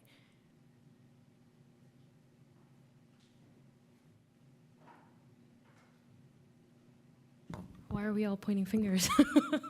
Trustee Connie, you go next. Thank you. Just second everything that Vice President Boyd and Trustee Rose and Bond, I can't talk right now. They both mentioned. And I think a couple of other things that come to mind is just like we've seen a lot of, I feel like we have a ton of resources in our district, and I'm wondering how we can maximize them better to really focus on the students that need the extra support. And like, I'm looking at ELOP, and like that is a huge one right there. Like, how can we work on that better I know we can't have like typical instruction during that time period, but that's a resource. Like, we're looking at numbers for economically disadvantaged students. Those are huge numbers. How can we better utilize that program, especially during the school year, to support the students, particularly in math and reading? Like, we have the resource right there. Let's make it work. The other thing I think of is like during the superintendent's book club, we heard from Alexia Ritchie about how we assigned counselors based on blocks of like 9th and 10th grade and then 11th and 12th grade. And I'm wondering, is that something that we can, and maybe I just don't know how it works in the elementary level, but is there something of that level that could work at the elementary level where we're working with the same group of students year after year, or at least for a certain time block? I don't know if that's already in practice or what that looks like, but like those are kind of the approaches that we can take to maximize whatever resources we have, especially in the areas that we might be limited. The other thing that comes to mind is just like, we're hearing a lot of like what we want to do with the teachers, but what about the kids? I heard, like kids might not feel like they belong, or like they're struggling with some of those things. Like, how are we making sure that we're tapping in with students and figuring out why they don't feel comfortable and what can make them feel better in the school space? There are so many reasons why somebody might not feel, just like fully there to participate in day-to-day classroom work. And there's so many reasons. Hunger can be one.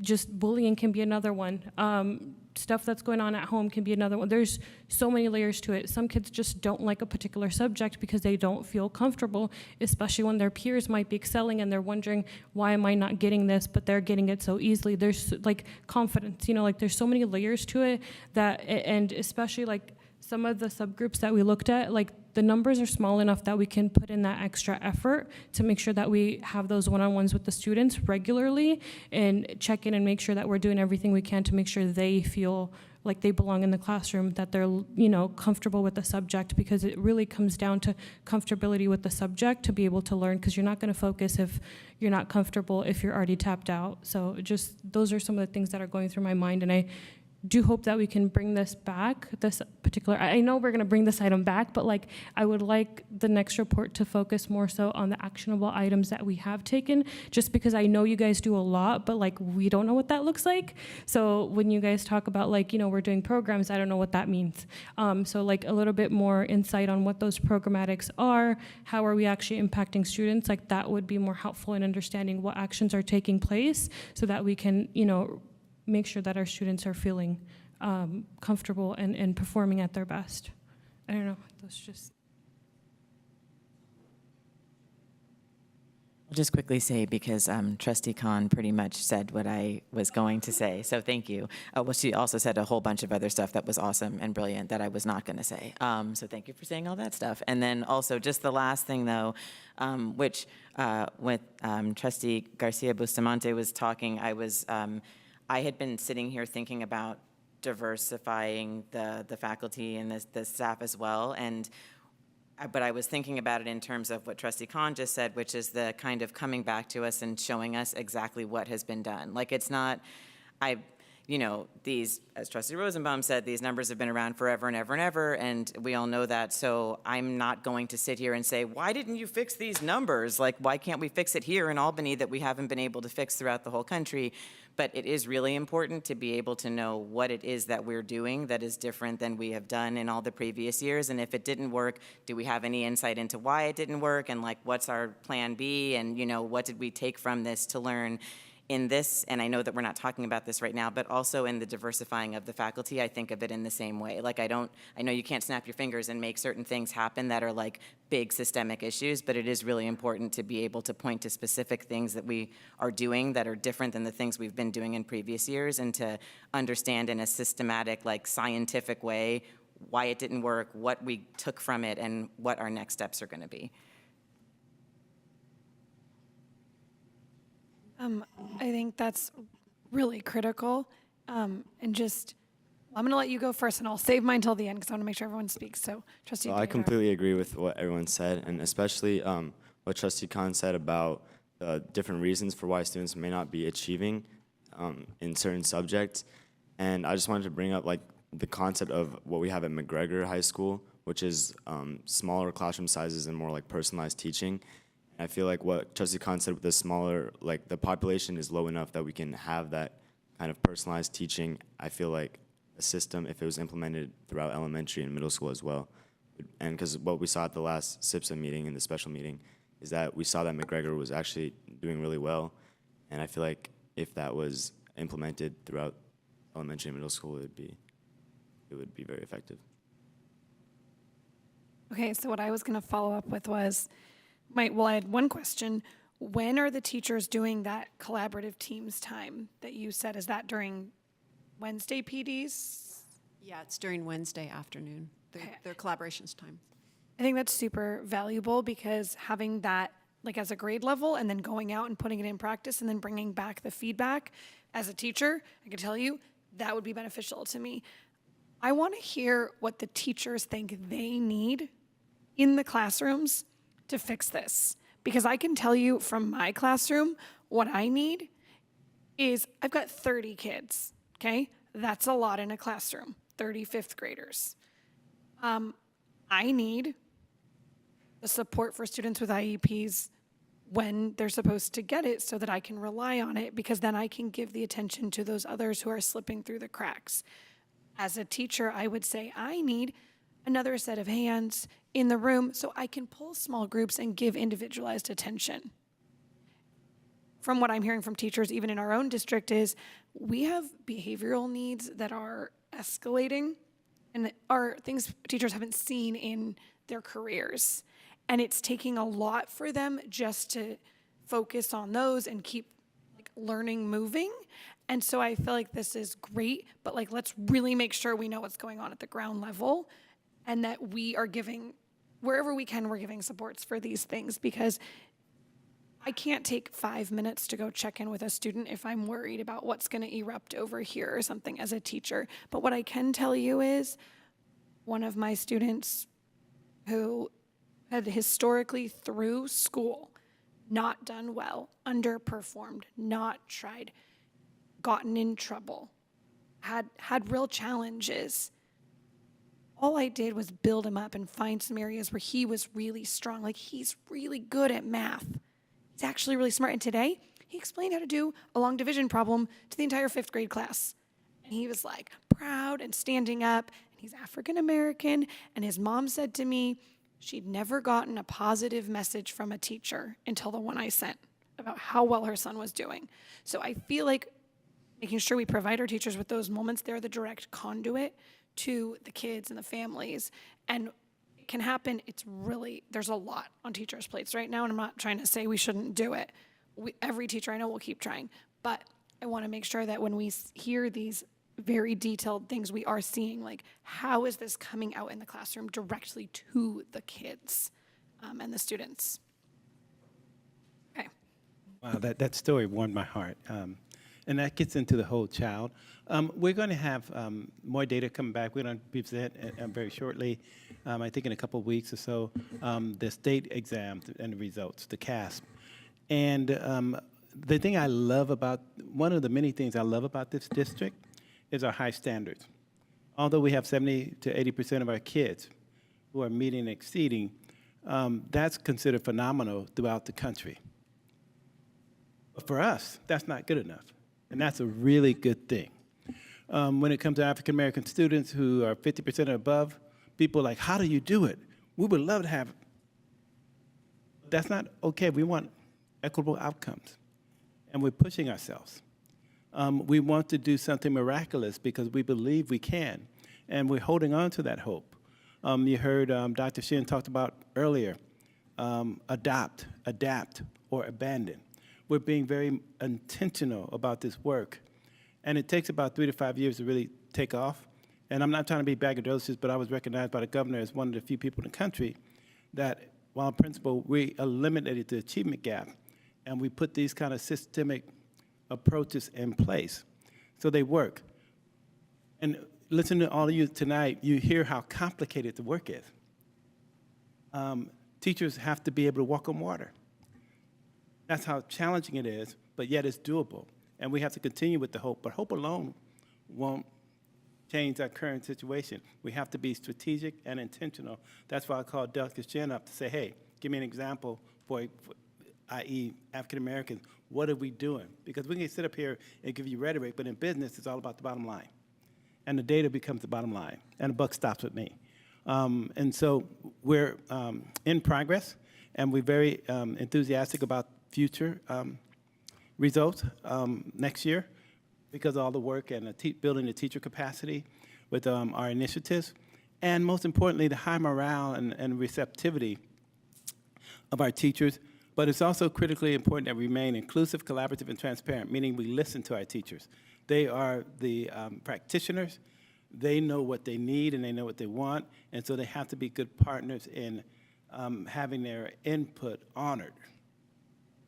That's part of being inclusive. Collaborative, we have to roll up our sleeves and work alongside of them. And transparent, here's the data. Other districts were like, wow, that's phenomenal. No, we have higher standards, and that's a beautiful thing. And that's why we bring our kids to Albany Unified School District. Thank you, Madam Chair. As you were speaking, something just came to my mind was just, I know we have students that start off in, whether it's seeking support in reading or in math, and they graduate out of that, and I'm wondering, like, can we also focus in on that data and see what worked well there and kind of track that to see how we can, if this worked for this student, how can we rely on that data to work with the students that we need to work with right now as well. I know one student's needs might be different than another, but if X amount of students are continuously doing well in this and testing out and no longer needing that individualized support, like how can we rely on that and what's working well to really hone in and support other students? Like, yeah.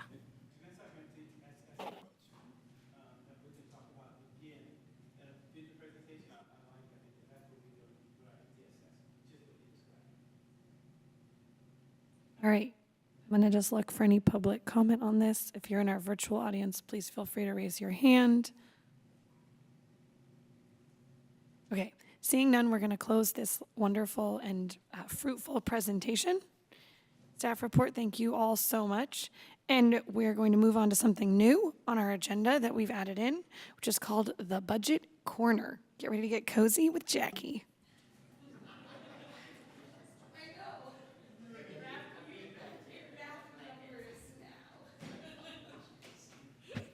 We as Madam Chair, Veronica Davidson just mentioned, that we have a new item tonight called the Budget Corner.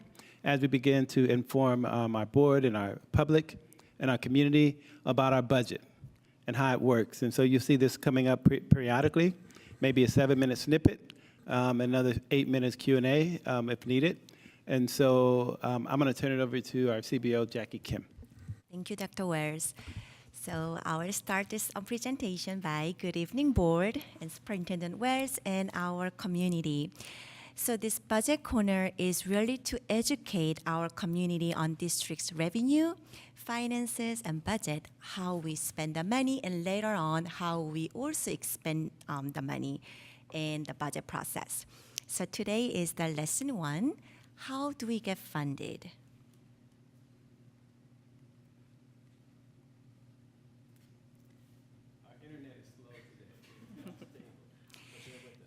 Thank you. So California school, we have about over 1,000 or almost 1,000 school districts, which is very surprising, right? Okay, so school districts receive funding from a variety of sources, including federal, state, and communities, and other various grants and donations.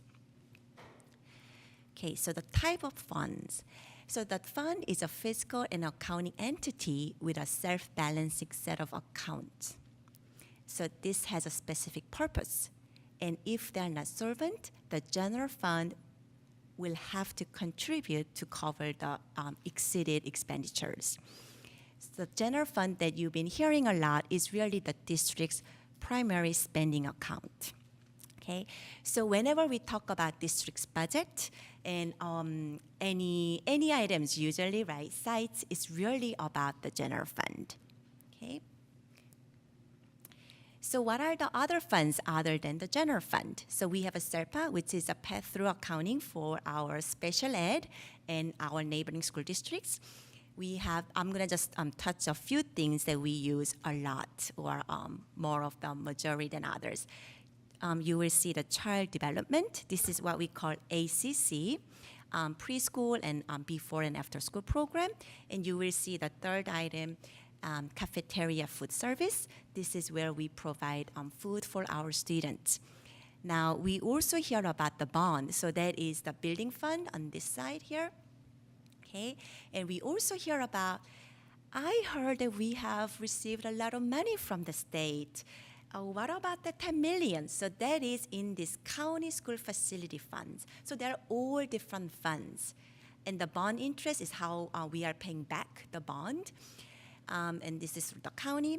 So again, these funds are the accounting entity with a self-balancing set of accounts. It's a really critical and important key point here. Because if these funds are not solvent, the general fund will have to contribute and pay for any exceeded expenditures. So this is why when we didn't have the ACC, right, when we said, oh, ACC is not making enough money, the general fund has been contributing to the child development program, and same thing with the food service programs in the past. Okay, they are no longer in the red, but the interesting about these other funds is when they actually make money, for example, cafeteria food fund, they get to keep it. They don't give the general fund back. Okay, so they get to keep and improve their food services and their food, anything related to their food and cafeteria. And it is because it's all in a different state department and federal department. Okay, so it's a separate accounting. Okay, so now let's really look at the chart that we've been seeing this again and again. The reason we are seeing this a few times is this is really the critical and basic chart for revenue of the school districts. Okay, this data is from 21-22 from eddata.org. The reason I'm using 21-22 is this is the data the public can trace in the website. And the reason, now we are already in 23-24 school year. Why are we using 21-22? The reason is this will have, the data has to be certified by our auditors, and 22-23 numbers are being audited at this time. So once we have 22-23 audit completed, then the public will get to have 22-23 numbers. So this is the reason why we are using 21, 22 numbers. Okay, so again, here you will see Albany per student funding is the lowest in this chart. Okay, and this is very important concept that we are going to touch. The parcel tax also below average in this chart. Donation, interestingly, this is what the lowest in this category for us. Fed and state. When you also look at this, we are the lowest, the second lowest, right after Piedmont. So why does Piedmont is lower than us? So we are going to touch that a little later. Okay. Okay, so this is the general fund, again for 21, 22 data. So I just put that chart in the big dollar amount. So this is the total. How much are we really getting in the general fund? So the total is a little over 53 million, okay? And this out of 53 million revenue we get in general fund, about 85% is Fed and state funds. 13% our community parcel tax, 2% is donation, fees, and other local revenue. Okay, so let's really look into, maybe we are going to touch all three categories, but let's start with this 85%, $45 million one first. Okay. Type of revenue. So we have the state revenue. Okay, this is little detailed information, but it's very important because this is really the majority of our revenue is coming from. It's called Local Control Funding Formula. We call also LCFF. So there's three types of the funding in this LCFF: base, supplemental, and concentration. So the base grant is really the California district receive most of the revenue from the state. Okay. And you will hear the COLA and everything is in this base grant, the biggest chunk. Now, supplemental. We get additional funding for students who qualify for free and reduced meal, also low-income families, or foster carers, or English learners. Those three categories of students. We also call it unduplicated pupil students, okay, pupil count. Okay, so Albany gets both base and supplemental. Now, concentration is where the biggest money is. A lot of school districts around our neighbors get this concentration fund, not in Albany. The concentration fund is a big dollar amount, and Oakland gets a lot. West Contra Costa also gets a big amount. And those are when you have unduplicated students over 55%. Albany, we have a little over 30%, like 31 to 33%. It varies by year. Okay? So when I go back to this chart, now you will understand why Emory, the Fed and state is 20,000 because they have a higher unduplicated students population, and they receive concentration. Same thing with, let's see, Oakland. Same thing with West Contra Costa. Okay. You will see Piedmont has a very small amount of the unduplicated students. They also get less than us in that category. Okay, so this is really the important concept of the how school district budget or revenue works. Okay, so let's look at this in more detail. In this 85%, it was about $45 million in this pie chart. Okay, so we just talked about the LCFF funding, which is about $33.6 million. It's a combination of state aid and the property tax, local property tax. Federal revenue, about $3 million, is a special ed majority and the title funding. Other state revenue, $8.4 million, lottery, another special ed, and other state grant.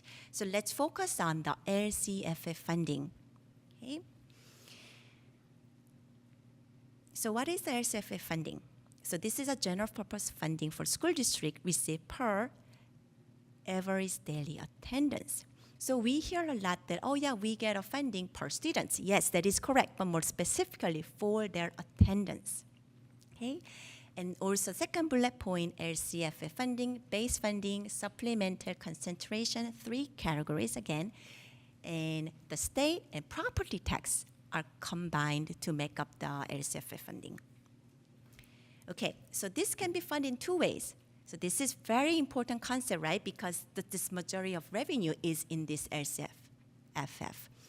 So the first LCFF funding is like Albany and all other school districts that you know in our neighborhood. Okay, now what is basic aid?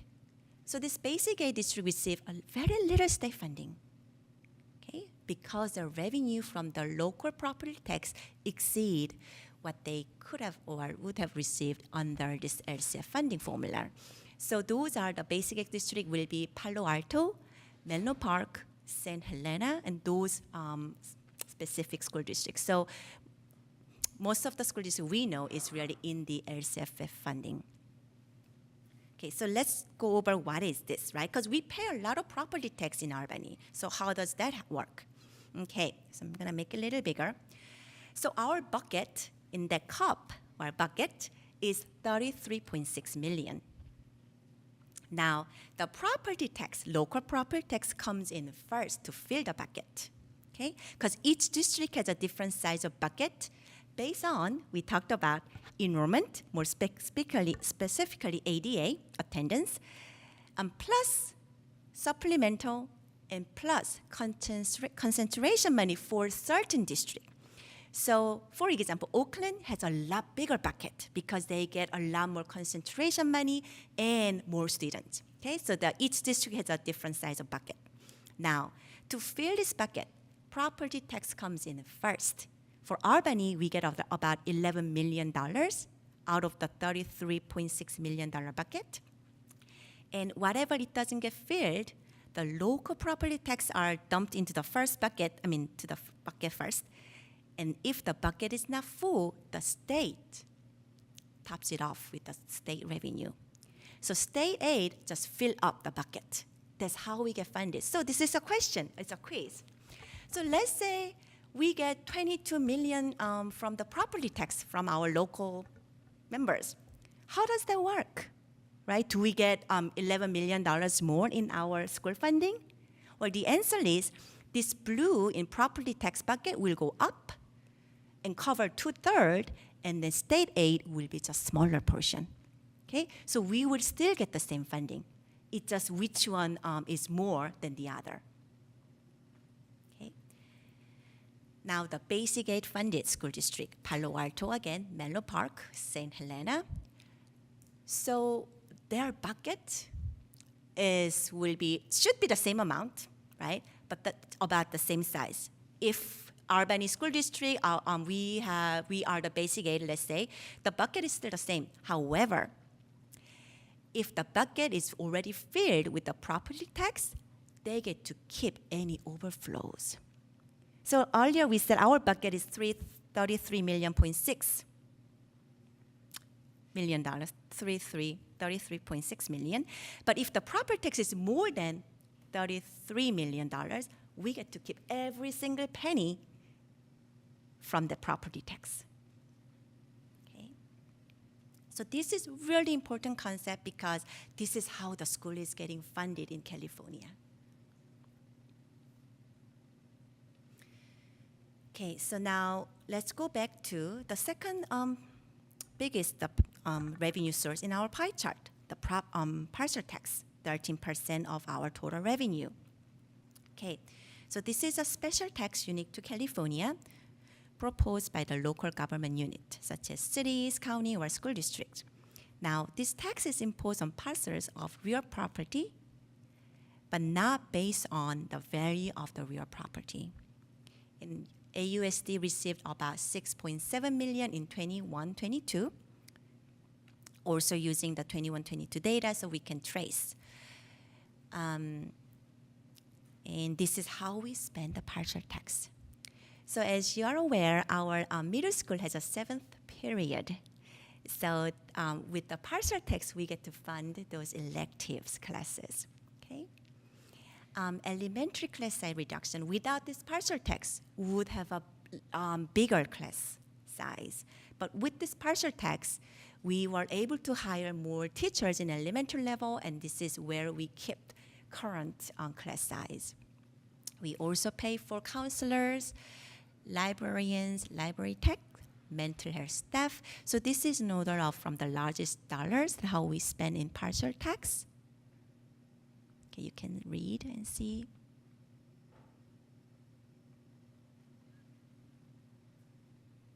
Okay. So now let's look at the smallest revenue source, 2%. So this is also from the bigger dollar amount. So donation and fees. School care, thanks to school care, right? They give us about 250,000 almost every year. I mean, every year it's about the same, almost 250,000. Some more. So site donation, 56,000. Boosters, PTA donation, field trip donation. Albany Music Fund, because I do hear that, hey, we just donate to Albany Music Fund. Where did the money go? So here, we get about, for example, $6,200 from Albany Music Fund. Aquatic Center, this is a fee that we charge to our community or who use the pool. AP testing is also a fee. So interesting about this category is all of them here is restricted. Okay? What it means is when we receive either donation or fees, we knew how we have to spend this money. When Albany School Care give us some money of $250K, they give us specific reason how or purpose how we can spend this money. Same thing with field trip money is for the field trip. Albany Music Fund, they give us specific guidelines or bullet point. Okay.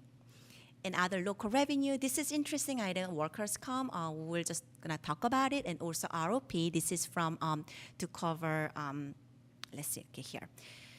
The culinary class, and it is from the Contra Costa County of Education that you will see. Oh, it's late, okay, there.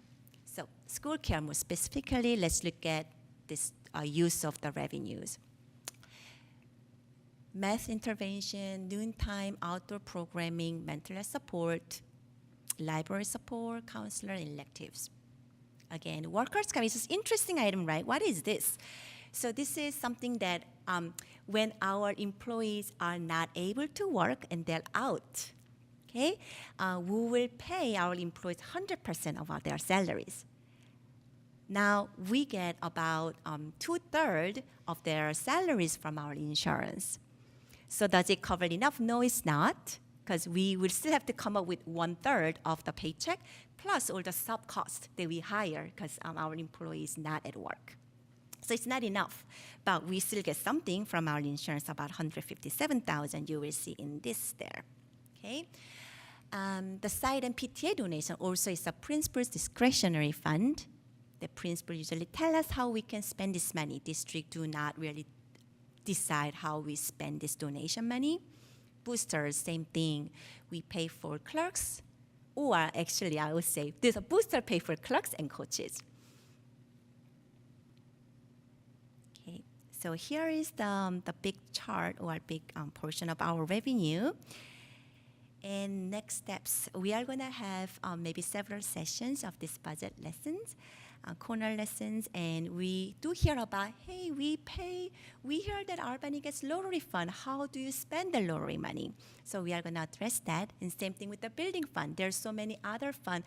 What happened to the bond that we passed in 2016? How do we spend that money? So we are going to touch that. And also we heard about many millions of dollars that you receive from the state. So we are going to talk about that. So once we cover all the revenue, then we get to move to expenditures. Then we will also maybe practice how we develop the budget. Okay, so here are the corner. Thank you. Okay, Vice President Boyd. I just want to say that was an amazing presentation. It was so thorough, so clear. I understood things that I should probably already understand, but I understand them better now. It was just really, really well done. Thank you. Thank you.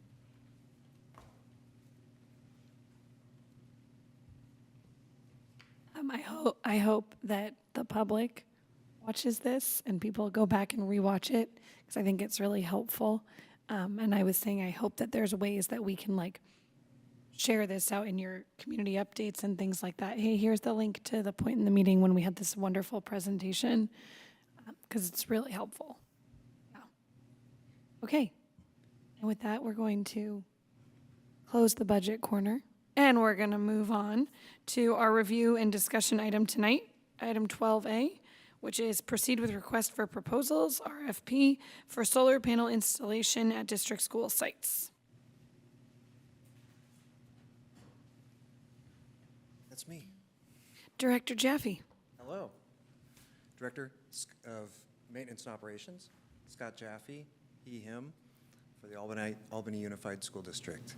You all know me, I all know you. Last time I was here, you may remember I brought the Environmental Action Plan for you all to approve. So this is a nice bookend to that, because this is one of the initiatives straight out of that action plan. And we've been working on it for over a year. It started in December of 21 when we contracted with Sage Energy. And I'm hoping, I think I'm a little early on the agenda, but I'm hoping Danielle Tayyar is going to join us to answer more technical questions. We have them in the virtual audience. Oh, great. Thank you. One of the things I love about my job is I continue to learn every day here, and I've learned a lot about solar, but she is certainly the expert. So we contracted with Sage in December of 21, and it's a contract that protects the district in that each phase, as they complete it, we have to approve them to go on to the next phase. The first phase was just a very preliminary, high-level desktop study of feasibility for solarization at all 6 of the Albany school sites. And we saw that it did seem feasible. We wanted to dig a little deeper, get a little more information, particularly from a financial point of view. So the second phase, it was the investment grade report. And they worked on that very, very long and thoroughly, collecting a lot of data about our energy usage, about our sites, how our sites are situated and could accept the panels. And we completed that study. They completed that study in May of this year. Since then, it's been reviewed, and it's been reviewed along the way by the Environmental Action Plan. They contribute a lot of their expertise as we developed this report. And once the report was in, we also shared it with the principals of each school so they would know how this would impact each of their sites. And now we're at a stage where we're deciding, the board will decide whether to give Sage, which is now, we've been working on this a while, it now has a new name, NV5 is the company we're working with now. And we're deciding whether we should give them the approval to release an RFP. And then from that stage, they would also help us evaluate the RFP, bring a contractor on board, and advise through construction. And I'm hoping that you've had a look at the report. I have pulled from it, for my slides, some of just the real key high-level points that they bring out, but everything that's in this report, oh, I get to see it here. Everything that's in this report is straight from that, in this presentation is straight from that report. One thing to note, while we were evaluating this, especially CBO Kim and myself, looking at the financial implications, the estimated total cost for the project is right now stands about $8.1 million. And we looked at the option of the district paying cash for that and owning the panels and owning the system, and what that would mean in terms of maintenance, and what it would mean in terms of the cost of the kilowatts that we would be producing. And the direction that seems more feasible and more likely, and how we will present our RFP, is with a PPA, which is a power purchase agreement. In this scenario, an investor would actually own the panels, the structure themselves, and then sell the energy back to us, similarly to the way we would buy it from PGE, except at a much lower reduced rate. And then that PPA is also responsible for the maintenance and upkeep of the panels over the life of the panels. And But in either case, the district would be responsible for soft costs. There are expenses, out-of-pocket expenses such as consultants, inspections, fees. Those are things that the PPA that we contract with would not cover, but that we could wrap into our agreement with them to incorporate those costs, absorb those costs over time. So let's just start with the first slide. Thank you. The key points. I think the most important thing here is the results is that with the school sites, the space that we have for panels on the school sites, it would result in substantial savings for the district over the lifetime of the project. And the lifetime of the project of PV panels is about 25 years. Point two about the market being dynamic, tariffs change and the investment environment changes. The Trade Commission recently, there was a big effect on PV panels, and that leads to point three, which is about net energy metering, which we are in a very beneficial position right now because we moved early. When we approved the contract in 21, one of the steps for NV5 to perform was to submit the interconnection applications with PG&E. And because we completed that prior to NEM 3, so we are grandfathered under NEM 2. And to just explain it simply, NEM 2 has greater benefits for the owner of the equipment when they produce more energy than they use. So our targets for this project was to produce 80 to 85% of the energy for each of our sites collectively.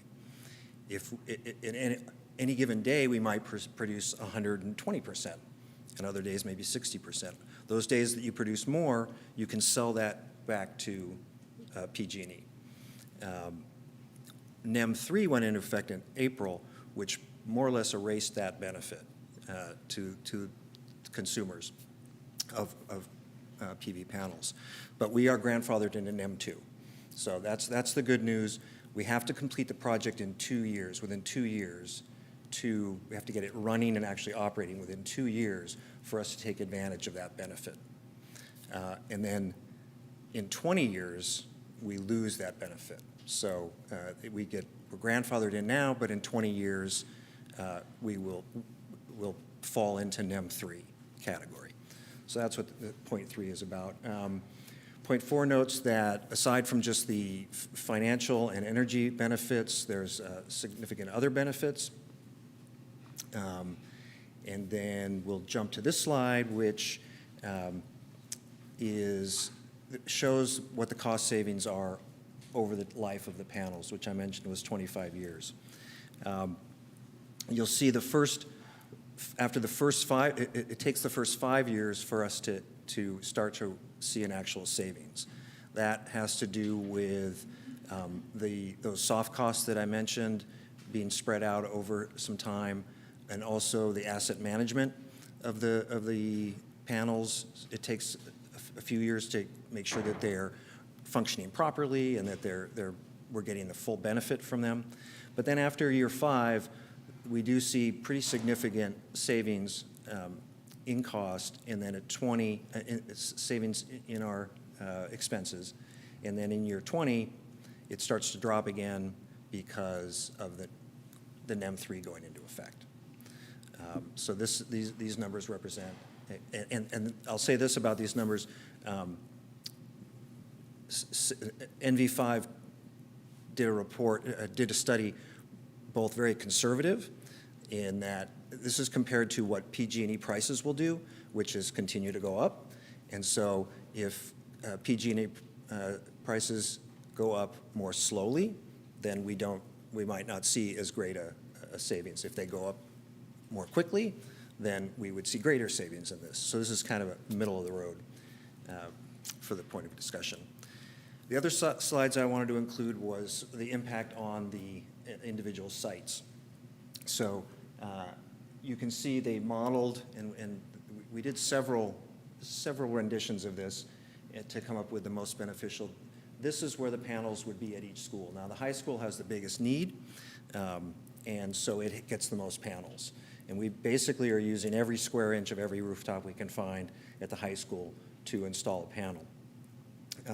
The new construction is solar ready, and there might be some misunderstanding about what that means, but solar ready basically means that the roof is engineered to hold the weight of the panels. And there's a conduit running up to the roof where we can run our wires. That's all it means. It doesn't mean that you can just walk up there and, attach them and turn them on. It means that the building is built to accept them. And so some of our older buildings at the high school, there would be some engineering. That's where some of the consulting fees would come in. We would need to do some engineering about the rooftop ability. And you can see it's all kind of broken up on those older buildings because of a lot of the HVAC units that are on top of those buildings. And that's why the main building of the school, you don't see any panels because it just wouldn't be practical with all the equipment that's on the rooftop. So that's what the high school would look like. Let's go to the middle school. Middle school is a little different because they have a lot of open area, and we can use canopy type of panels there. And those are very effective and efficient, and we don't have to worry about the engineering of the rooftops. We were a little nervous about that school, what it would take to put them on the roof. So here we are able to put a large enough array in the parking lot, which has the added benefit of creating shade, and in the future, a possible source for charging, EV charging, electric vehicle charging stations. And let's go to the next school. Thank you. Albany Children's Center. Again, pretty straightforward. Doesn't need a very big array to cover its needs. Has a large open area where we could put the canopies and would also create some shade. And then the next school is Cornell. Cornell was a really tough one because of the configuration of the buildings, and the best place that they could put the panels there is on the edge of the playground. It does have the benefit of shade. You can see they're split there. That's to maintain a fire vehicle access. And this is through a couple other options. This turned out to be the most viable option for Cornell. And the next school is Marin. Marin, we're in good shape. The school was built solar ready, and it was designed to be net zero. So basically, where the architect told us we needed panels is where we would put panels. And then the last one, Ocean View, also built solar ready, so there's no engineering issues. However, to reach that 80-85% offset, we would be adding a canopy style in their parking lot as well. And so that is how the schools would be affected, some ancillary benefits of the project, and this is what people, I think, are most excited about with a project like this, offsetting 150 tons of CO2 per year during the project's lifetime. And the amount of shade, 3,800 square feet of shade. 38,000, did I say 3,800? 38,000, thank you. And I think that those are kind of the highlights of my presentation. Tonight's review and discussion. At next meeting, we would come for review and action and decide whether to proceed with the RFP for the photovoltaic panels. And my last slide has a Q and an A because it's time for Q&A. My last slide has, there you go. Thank Okay, now we know. Now we can do it. Okay. That was the Q. You gotta have the Q and the A. Yeah. All right, any questions or? I just want to make sure we're clarifying. All we're discussing and then approving next meeting is basically putting this out for a bid. Is that right? Or, Yes, writing an RFP and then advertising for people to submit proposals. Mhm. And there is a timeline that they're expecting that process from releasing the RFP to contracting would be about 2 months. okay, And then the construction project would then follow after some design work. And the thing that we should all understand is that there's no way that this project gets completed during the summertime. The construction part of this project would impact the schools during the school year. There's no way around that. I don't know exactly how or when, but there's no way to say, oh, it's just 3 months, so we'll just plug it in there. one question I have is, so if there were a site where maybe we had a conversation about doing some change on a site plan, how challenging would that be? If we said, hey, maybe there's a conversation that at a site we can redo a building or something in the next year, and we haven't started construction at that site where maybe we were gonna put a panel in a parking lot or somewhere, could we make those changes? I mean, to this whole thing, or are we pretty locked in? I'd have to find out. Okay. I think this is pretty time-driven at this point. You know, I think we'd have to look at the reasons and the benefits behind making those changes, because once this goes to RFP, the companies that are going to be interested in this is a rather small package. You know, this is for the people that invest in these kind of things. It's rather small, so we're not going to attract the big boys, so to speak, and they're going to be bidding on this package. So then we're going to go right into design and right into procurement and all those phases. So if there were changes, substantial changes, other than move it over a few feet, then that would probably slow the process and add cost. That's my guess. So we'd have to look at the reasoning, the justification. Just in the spirit of full transparency, and I see where the process is going here, one of the biggest things prior to doing this project is identifying funding to have the project done. Where are we at in that process, and what fundings have we identified? So with the PPA, we would have an outside investor putting up the funding.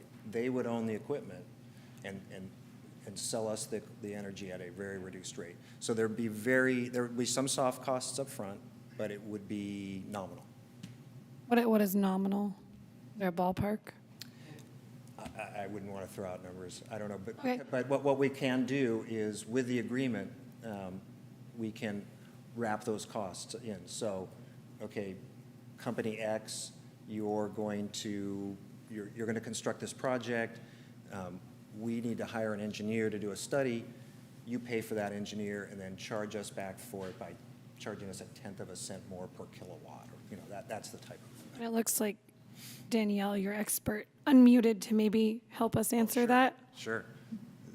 Yes, so we estimate the soft costs on a PPA project to be about 2% of the overall turnkey project costs. So our modeling shows that at around 200,000. Now that can change based on what is included in the RFP.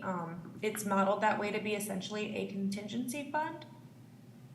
But as Scott was mentioning, there are very minimal upfront costs if you go the PPA route. Thank you, Danielle. That was my question.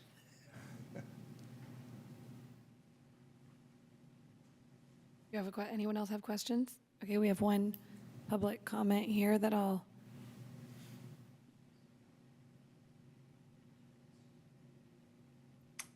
Wasn't really a Yeah, question. hi. This is Nick Peterson. I'm a member of the Climate Action, Albany Climate Action Coalition, and also am on the Environmental Planning Committee, although I'm just speaking for myself as an Albany citizen. So I really applaud Scott for pushing this along. I had also helped pull together the RFQ for SAGE, and get this rolling. Albany is a community that is very committed to doing positive things about controlling climate emission, and the environmental action plan for the district does have full electrification as a goal by 2045. Hopefully we'll do it sooner. This effort is going to support that as we push more of the equipment and the power usage to electrical sources. Having a good solar system will help offset the costs. And I've heard some people say, well, why should we do that when East Bay Community Energy provides us 100% sustainable power? Well, that's true, but they sell it to us and we can generate it on site and save a bunch of money. That's one. And two, we're really just paying for the right to say that. You can't sort the electrons on the grid.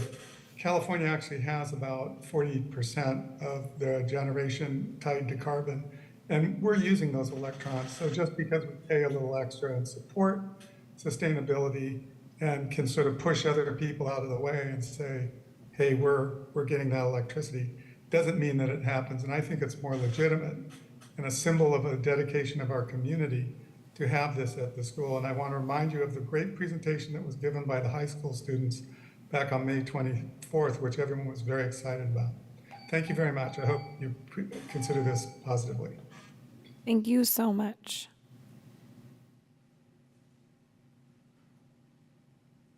Okay, Trustee Hopwood.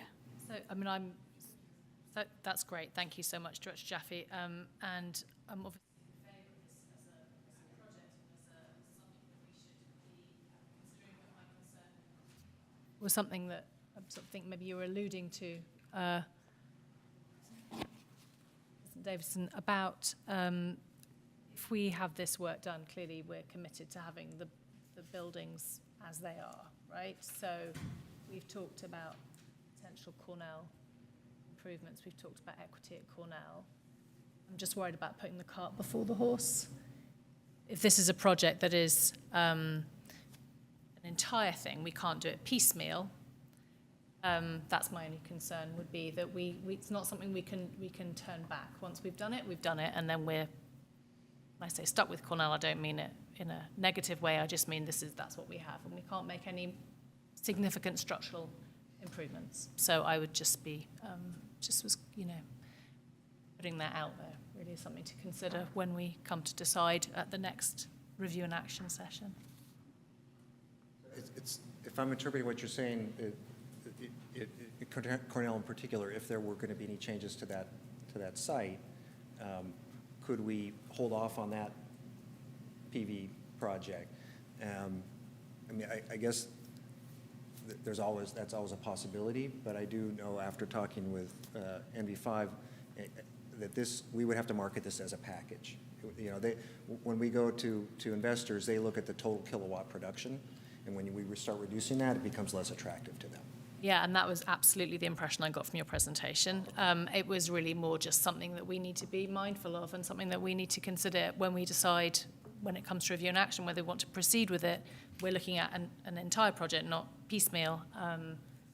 Once we commit to it, we've committed. So we need to think really hard about any improvements to the Cornell site that might not be compatible with this prior to moving forward. We're gonna ping real quick because I let that one. So we'll take your public comment and then we're gonna come back up here because I think we have more discussion to have. So go ahead. Hi, my name is Valerie Risk and I teach physics at Albany High School. And in the past 2 years, I've done a project with my physics students to estimate the feasibility of installing solar panels on Albany High School's roof. A few of our key takeaways: solar panels on the roof could generate up to 90% of Albany High School's energy. Albany High School spends $25,000 to $30,000 per month on its PG&E electric, the electric part of its PG&E bill. If we paid for it up front, the solar panel installation, we could pay off the cost of installation in about 7 years, we estimated. And solar panels last for about 25 to 50 years. And in May, my students presented their solar panel calculations to you, the school board, and recommended that we should install solar panels on the high school. Thank you.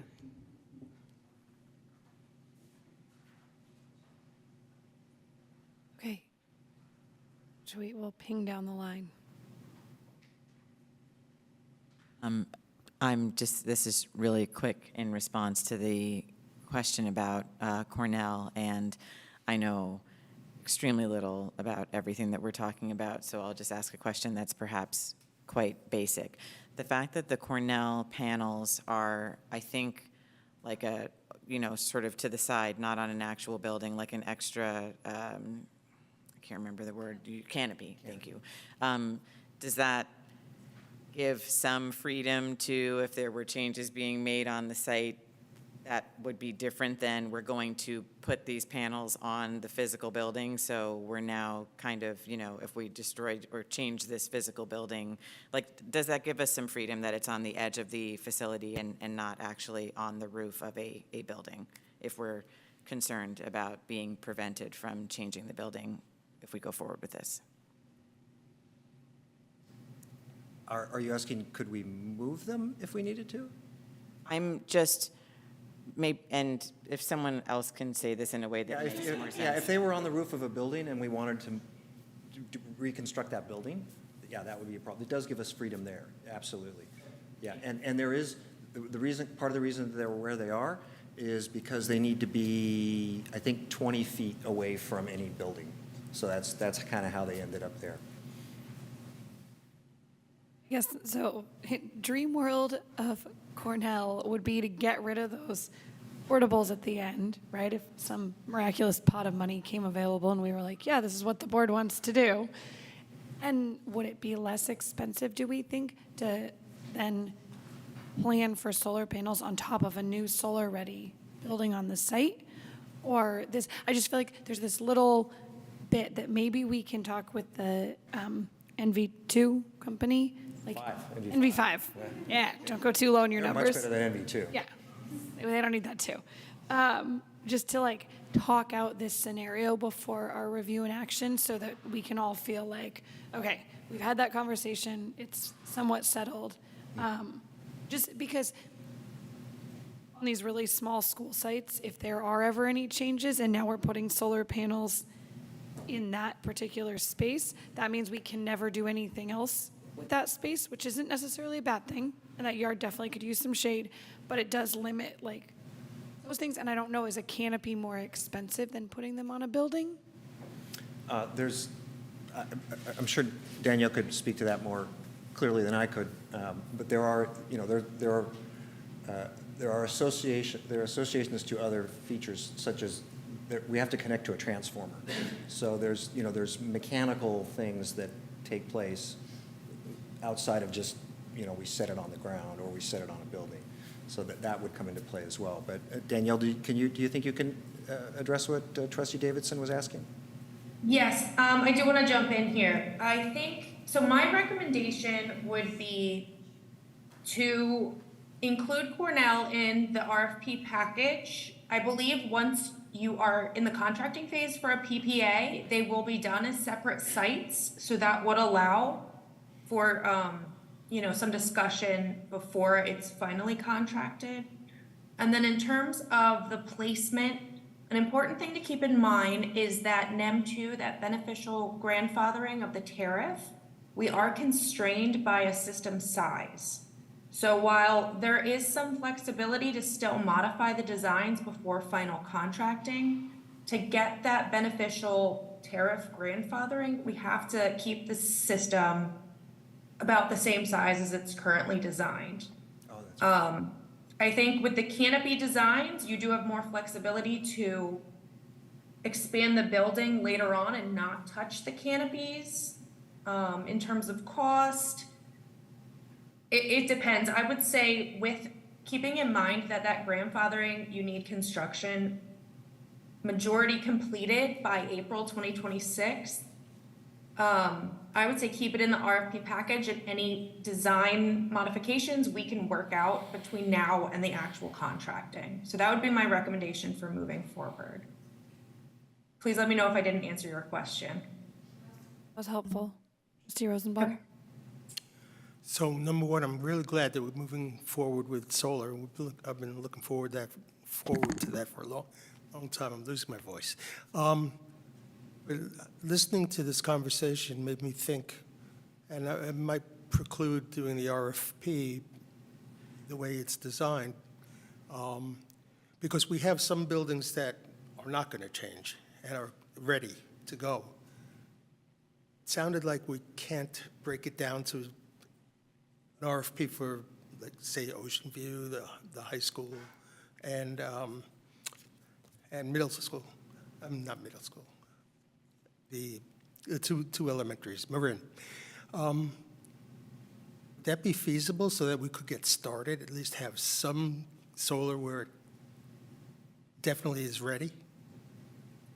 If I can jump in again, you can submit the RFP and they look at each site and the sizing that it's currently designed for at each site, and they would provide you a price for the generation at each site. And then when you move forward, it would be essentially on the site level. These PPA contracts would be broken down, but in order to get the best bidding rates that we've seen, it is better to go with the full package rather than doing 4 now and maybe 1 or 2 sites later. I'm hearing the reticence for going with a school that might have to change, or we would desire it to change. Yeah. I think she just said that we can buy ourselves a little bit of time we have 2 weeks until we even approve it, and then 2 weeks till we approve this, and then there's the time that it's out, and then there's the time that it's actually like contracted. So we have a little bit of time to have some more discussions, but at least we've put that out as a primer of that's our concern. And it looks like, I mean, from the diagram, which I've finally figured out here, that the canopy construction would be on the Cornell Street side, which is far away, obviously, as you've said, from any existing buildings. So, I mean, I think it's feasible in terms of any future construction. Mm-hmm. We would just have to, that part just would not be under consideration, which seems reasonable in a site that it's nothing there already, so. And considering the work the improvements we've made on the playground recently, I think, this would sort of fit in with what's already there. It would provide some additional shade for the new play structure, and, we wouldn't have to make too many changes to what we've already done. I was also just wondering about how these things are kind of connected, for in a really lay person's term, whether any significant improvements would affect the sort of, connecting between the panels and the sort of system in a school. If there was work done, I'm assuming that would be the most sort of superficial thing the least kind of problematic thing to figure out. If there was construction done in a school building, yes, and how it then connects to the panel area. Yes. I think that Sounds less. not too difficult to work around. No, okay, thank you. All right. Do we feel discussed? Not disgusted. We're discussed. We've discussed. Thank you, Danielle, for joining us. Thank you to all the public commenters. We'll look forward to voting on this in, 2 weeks, I think. All right. We will close our review and discussion with that, and we will move on to superintendent and board member reports.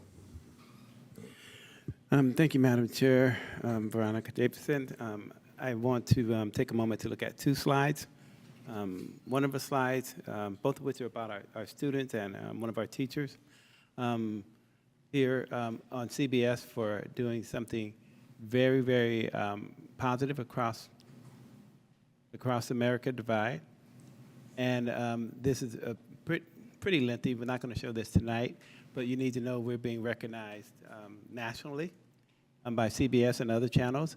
And this work is led by one of our phenomenal teachers who happened to also be one of the co-presidents. I think it would be Kim Gray's sidekick, I think they call him.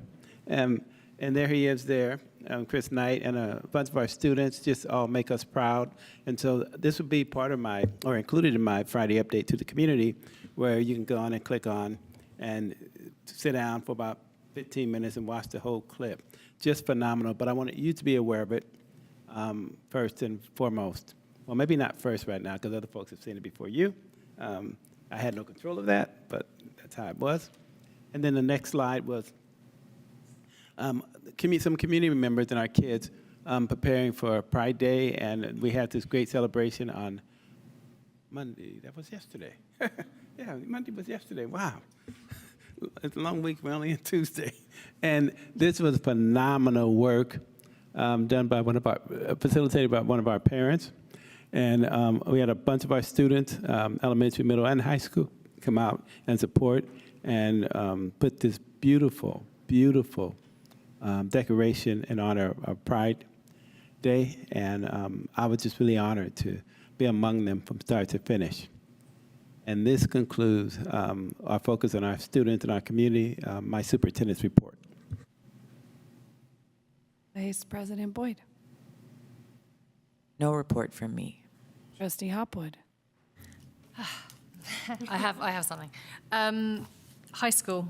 So Yaneli and Ayush talked about homecoming week this week. Coming up from the 23rd of October until the 30th of November on Monday, Tuesdays, and Thursdays is drop-in college application help.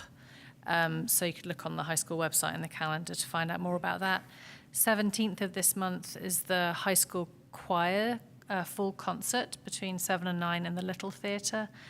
Last Friday, the PTSA organised staff appreciation, a pasta bar. So thanks to everyone who contributed to that, either food or donations, and lots of meetings coming up. Good idea to look at the calendar, the high school calendar. PTSA, got the Student Achievement Committee meeting coming up, Site Council, Instructional Improvement Committee, and the next staff appreciation at the high school will be on the 3rd of November, and it's a taco bar, so look out for a sign up for that, for anybody who'd like to participate. Thank you. That's all for me. Okay, so tomorrow morning, actually, Ocean View will have their Latinx Heritage Month community time with a band that will be performing music from 8:45 to 9:15 a.m. I'm going to butcher the name. Actually, I'm not going to try. Or Sentimento y Mañana, I think is how you pronounce it, but it's a Cuban band, and they're going to be performing Cuban folk music. So join us for that tomorrow morning. Thursday and Friday is Picture Day at Ocean View. So class assignments have already gone out on Parent Square, so you can check Parent Square to see what day your class will be taking school photos. Walkathon, which is our biggest fundraiser for Ocean View, will be taking place during our fall festival, but you can sign up now. Flyers have already gone out in the Friday folders last Friday. So there's like a cute little QR code. You just scan it, sign up your student, and family from close and afar can donate and contribute towards the Walkathon fundraiser. Fall Festival, like I said, it'll be October 21st from 11 to 3. We need volunteers. We can't have a wonderful event without our wonderful volunteers, so please sign up either to bake items, to help set up, to clean up, to run games, etc. Our sign up is also open to our high school students, so if any high school students are looking for volunteer hours, please sign up there. We are also sending out our book fair volunteer form or sign up soon, so keep an eye out for that. Our book fair is scheduled for November, gosh, I forgot. I think 3rd through 9th, I think. I forgot. First week of November, there it is. So please keep an eye out for that. We're gonna need lots of volunteers to help make that happen, and thank you, that's it. Trustee Rosenbaum. So the day before I left for the East Coast, I spent part of the day with Principal Fole at Marin, and we took a tour around, mostly on the outside and the perimeter. So it was happened to be the day that they opened a new section of the playground with some new equipment. The kids were just, I just was having so much fun with them. And it's like, it's great what we've done with that playground and the enthusiasm that the staff is showing. I got a chance to talk to some of the teachers. So I just wanted to say that looked like it's going really well. The kids are having a great time, and it looks like the flow is, I know we've had discussions about some of the flow at the schools, but the flow of the kids going in and out of classrooms has just made some good choices in that building. Okay, it is Socktober at Cornell. This is a sock drive put on by the Student Council. They would like you to donate new or gently used, let's just go with new socks for the homeless, which is a really fun thing. My own son is actually part of this, and he was so excited and felt so good. So if you have socks, you can give them to me, and I'll get them to them. The pumpkin patch is going strong at Westbury Nursery. They are so generous in supporting Cornell. There will be bake sales this coming Saturday and on the 21st at the nursery. There's also an ice cream social from 5 p.m. to 7 p.m. this Friday in the NPR, and a garden work day from 1 to 3 on Saturday, and then a movie night on November 3rd. They're going to watch Coco and drink Coco and eat popcorn. And there's so much more. There's the Albany Disability Squad Family Support Group is tomorrow night, so we can mention that one. And there's just a lot going on in Albany. So, okay. Ocean View Spirit Week is actually next week. Your kiddos got a flyer about it, so you know how your kids can dress up and have fun next week. Yeah. All right. And with that, any future agenda items? Yeah? Okay. Okay. Number one, I'd like to see as an action plan and report whatever we decide for the Jenner field trip for the EdSet program at the high school. I'd like that to come back so we could see what the actual plan will be, and so we can vote on it. And I'm still waiting to see a report on the PE program at the high school. So that's coming. I think we had an agenda-setting meeting. Oh, I was not there. No. Okay. And I'm happy now. And you would know. It's coming next meeting. All right. Any others? We good? This meeting's adjourned.